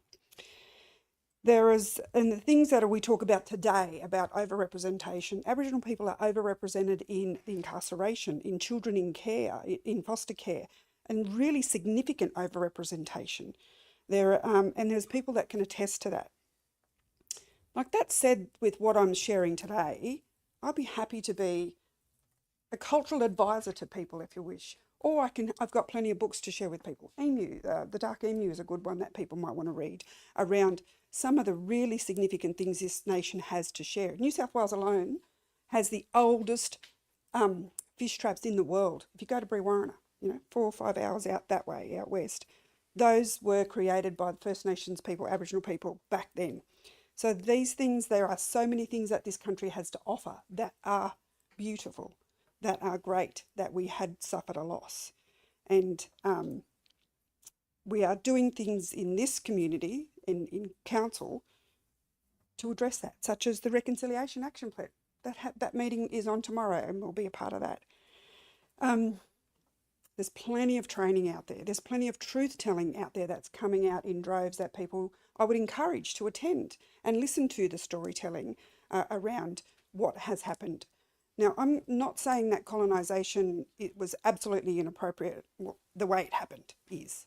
The fact that people at the time, like some of the most disgusting things that you hear that have happened around the world, one of the things that continues to torment me is when you hear the stories of those massacres and children being buried to their necks and their heads kicked off. That is disgusting, and I cannot accept the offensive word of colonisation was a good thing. Thank you. Thank you. Councillor Cowley. Thanks, Mr. Mayor. I feel very deeply for you, Councillor Wells, and for any of the other Aboriginal people who were listening this evening. And I'm sorry that you've been hurt by those comments. I don't think we should ever try to erase history, but it is an opportunity to learn from it. And I think we in this place as leaders can lead by example. But speaking of leading by example, I would like to acknowledge tonight the loss to our community of two very prominent citizens who helped to build the community that we now represent. Richie McKay, who would be very well known to many Dubbo people. He was a dentist here for 50 years, but beyond that, he was also a very accomplished pilot. He died aged 92 on the 3rd of July, earlier this month. Richie and his wife Maureen will be known to so many. We are enormously grateful for Richie's contribution to the family of Rotary and to our entire community. And we extend, I think most of my council colleagues would extend their condolences to the family and our thanks to Richie.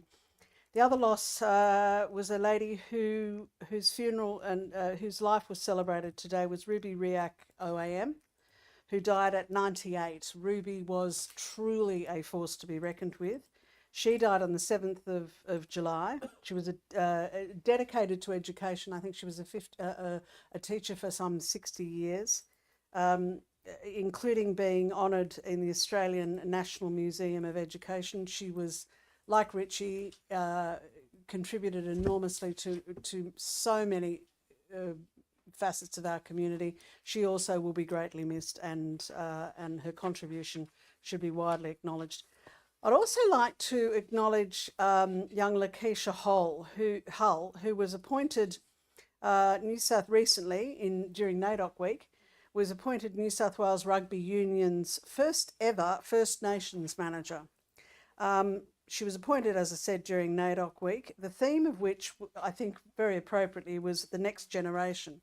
And Lakeisha certainly is a great advocate, not only for women's rugby, but for mental health and, of course, for her Indigenous culture. The role that Lakeisha will be fulfilling will focus, amongst other things, on growing participation in rugby. But Lakeisha is also the Dubbo Kangaroos Rugby Club women's co-coach, and has represented Central West Rugby as well. So it's a feather not only in the cap of the Dubbo Roos and for Dubbo as a whole community, but for Lakeisha. And for that, I'd like you to join me in congratulating her. Thank you. Councillor Ryan. Yeah, just a couple of quick things. Look, I want to give a shout out to the Wellington Town Committee. We've met a few times now, and the committee is full of local people who want to see good things happen in Wellington, and it's really encouraging to continue these kind of committees, because it shows that we do have people that want to see the betterment of our communities. The second thing goes out to council, everyone that was involved in securing the funding or the grant for the Duke of Wellington Bridge. Just like to say thanks to everyone that played a part in that role. And yeah, I take my hat off to anyone that supported that. I do see this as a matter of urgency, and I'm glad that Councillor before me just spoke about it. We continue to lose too many people to suicide in our communities, and it's a matter of urgency, not just our community but everywhere. And I know people at home might be watching. If you are struggling with anything, please reach out. There's always help. Cheers. Well said. Councillor Dickerson. Thank you, Mr Mayor. One thing just to start off with is I was in Burke on the weekend for a fundraiser for Macquarie Homestay, and it is wonderful to see people around the regional communities contributing because they are the users of Macquarie Homestay. But I was there with my Tour to Orock hat on there and working with the Burke Rotary Club and my own Rotary Club as well. But a fantastic fundraiser. We had 1,808 bids on the auction. We had 235 people registered, and at last count, $96,493. But I suspect the Burke Rotary Club will kick in a little bit extra there to make it around $100,000. So that was a fantastic result. But I do want to actually give one little item there. I know Councillor Cowley had a few goes at a few. I saw her name popping up through there at the day, but she wasn't brave and bold enough to get there in the end. But Councillor Ivey was, and I've just got a little thing to present to Councillor Ivey, not that I'm presenting to him, but I'll slide it across the table. Councillor Ivey is the holder of probably Australia's most expensive jersey when he paid $1,000 for one of our Tour to Orock jerseys. So well done, Councillor Ivey. I'm disappointed you only bought one of them, though. You should have bought a few at that sort of pricing. But it did spark off a bit of bidding there for a few of the other jerseys. So thank you to Councillor Ivey for participating in that. So that was fantastic. I also want to mention the Duke of Wellington Bridge. I noticed in the media release that went out on the 14th of July that Mr Ryan quoted that some 20 months we've been working on that.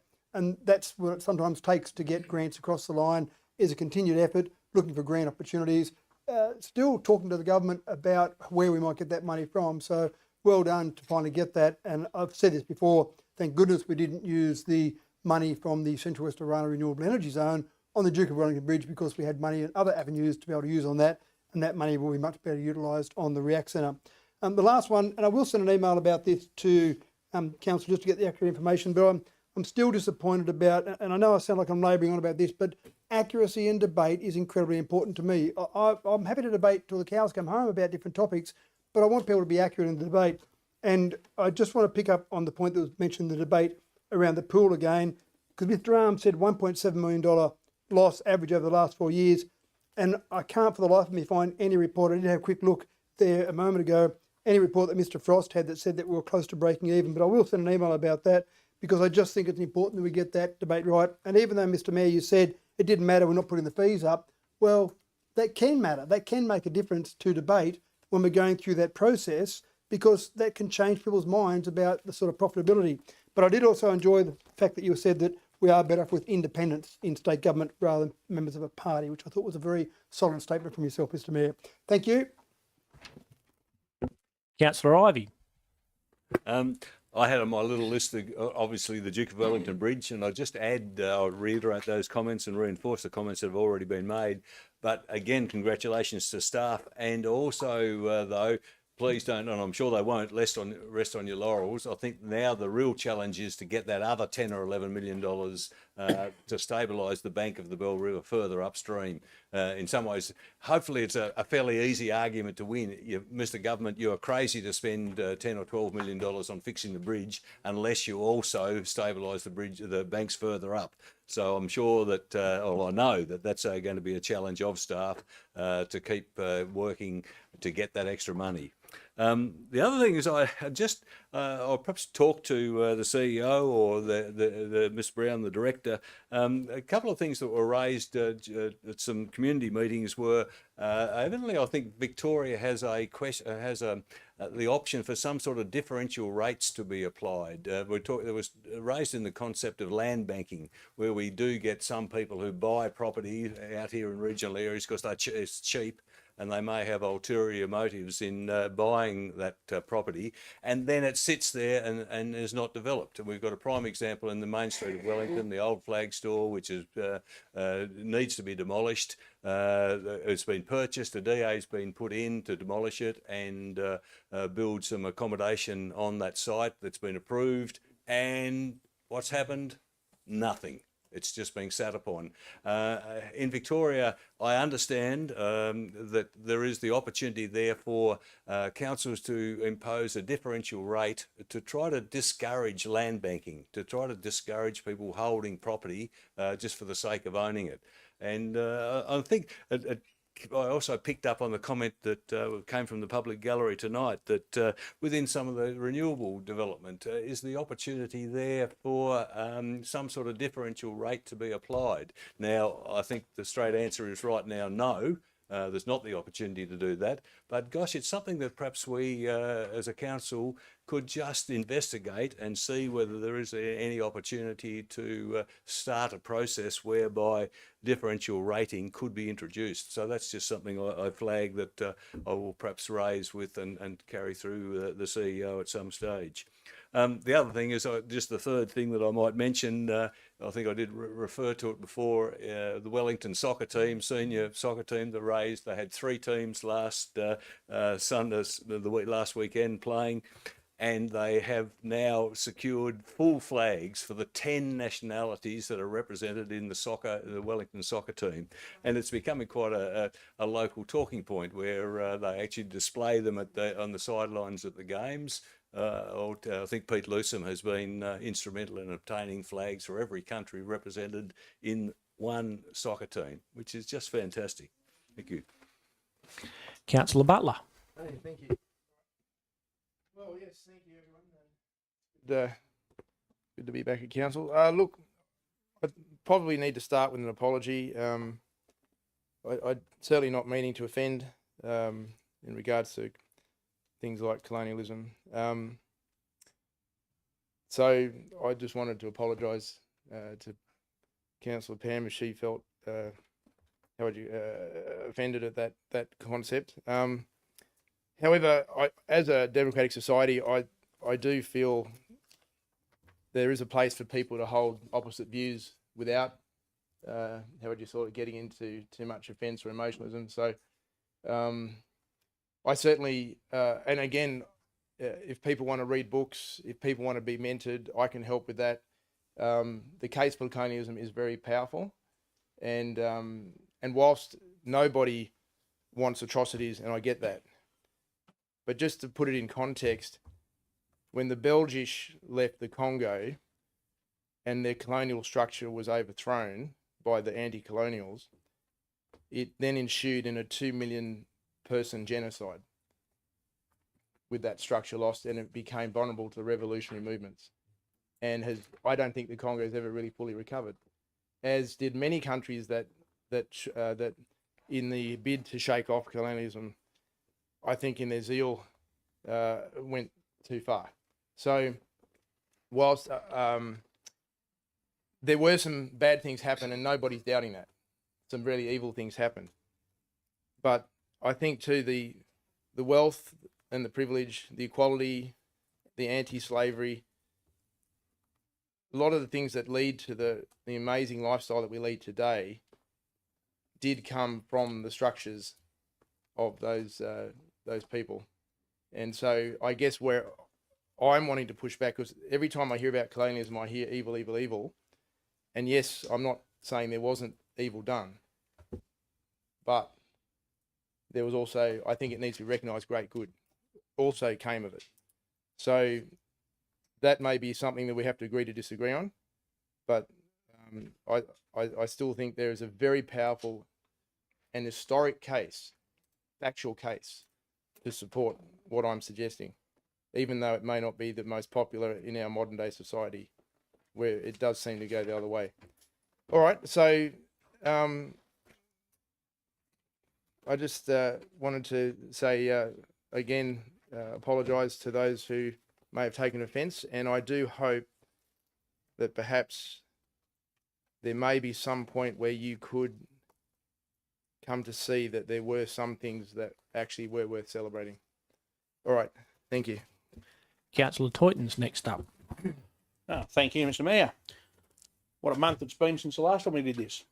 So, we've only got a couple of you. So on the 3rd of July, I met with Captain Sally Stanimirovic of the Salvation Army to discuss services available to the disadvantaged in our community. which was part of the question. I noticed it was read back by Craig Arms.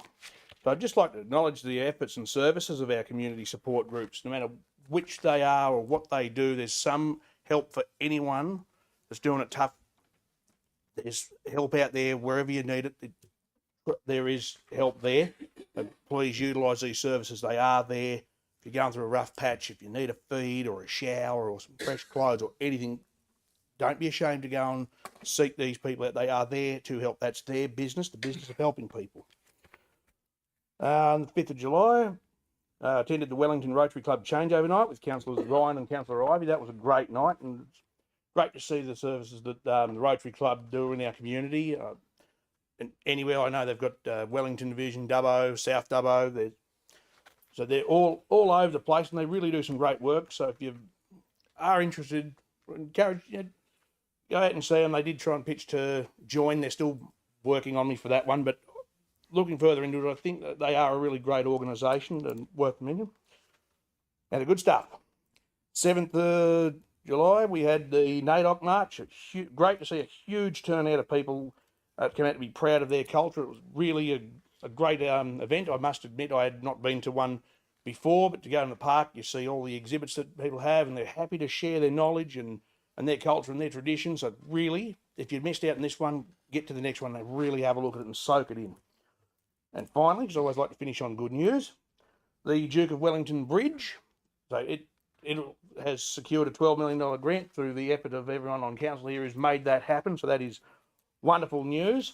And as Councillor Ivy pointed out, there's a little bit more work to be done to get that next step further. We don't want to sit there and say, okay, you got 12 mil for a bridge and now you did nothing for flood mitigation, so it's going to be heaped back in the... So we want to make sure that we do this right, but seriously, well done. That's a humongous amount of money to be able to get for the region that would have otherwise been at the expense of ratepayers. So pat yourselves on the back, job well done.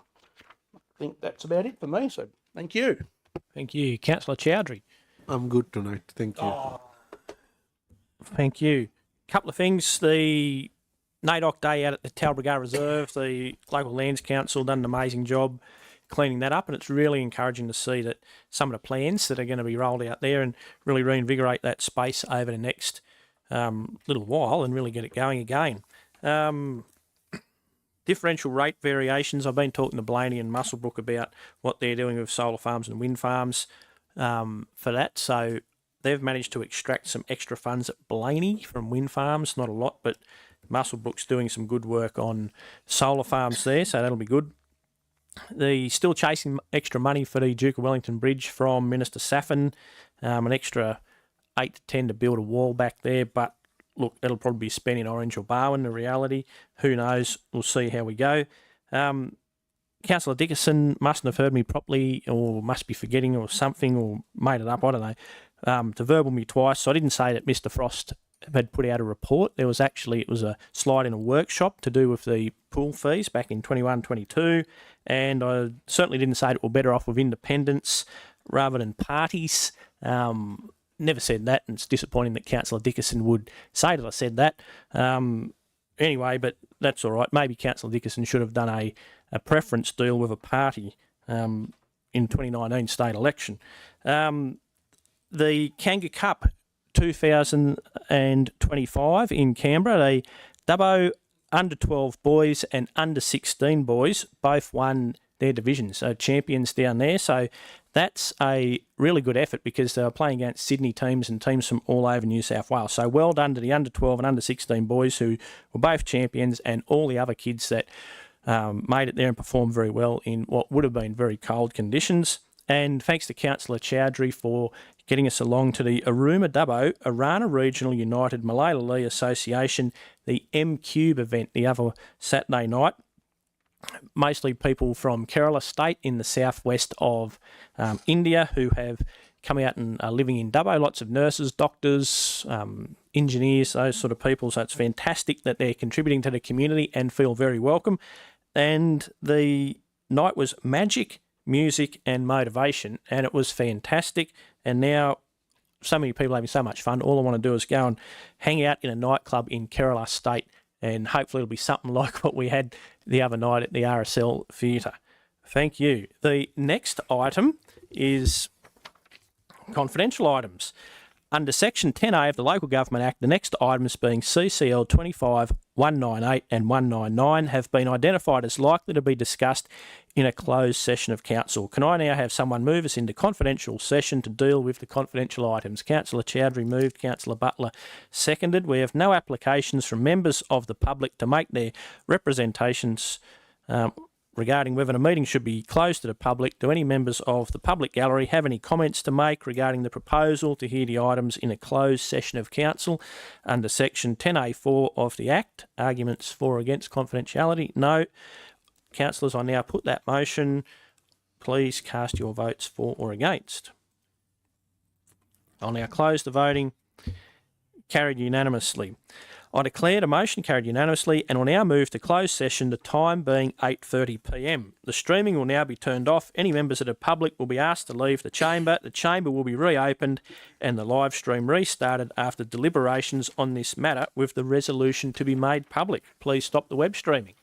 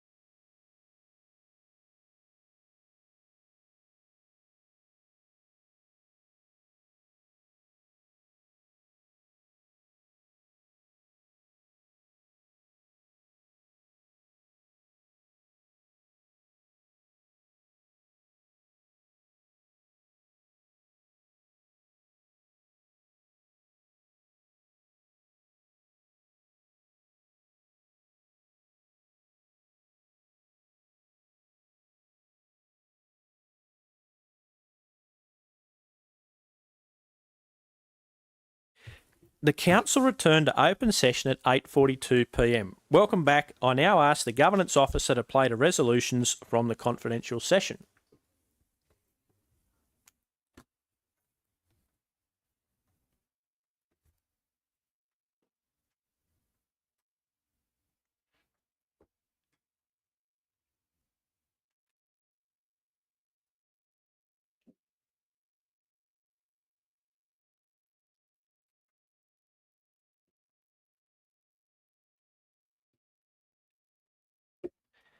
There are no further items for consideration of the ordinary council meeting, and I declare the meeting closed, the time being 8:43 p.m. Web streaming is now being completed. Thank you for your attendance. Please stop the web streaming.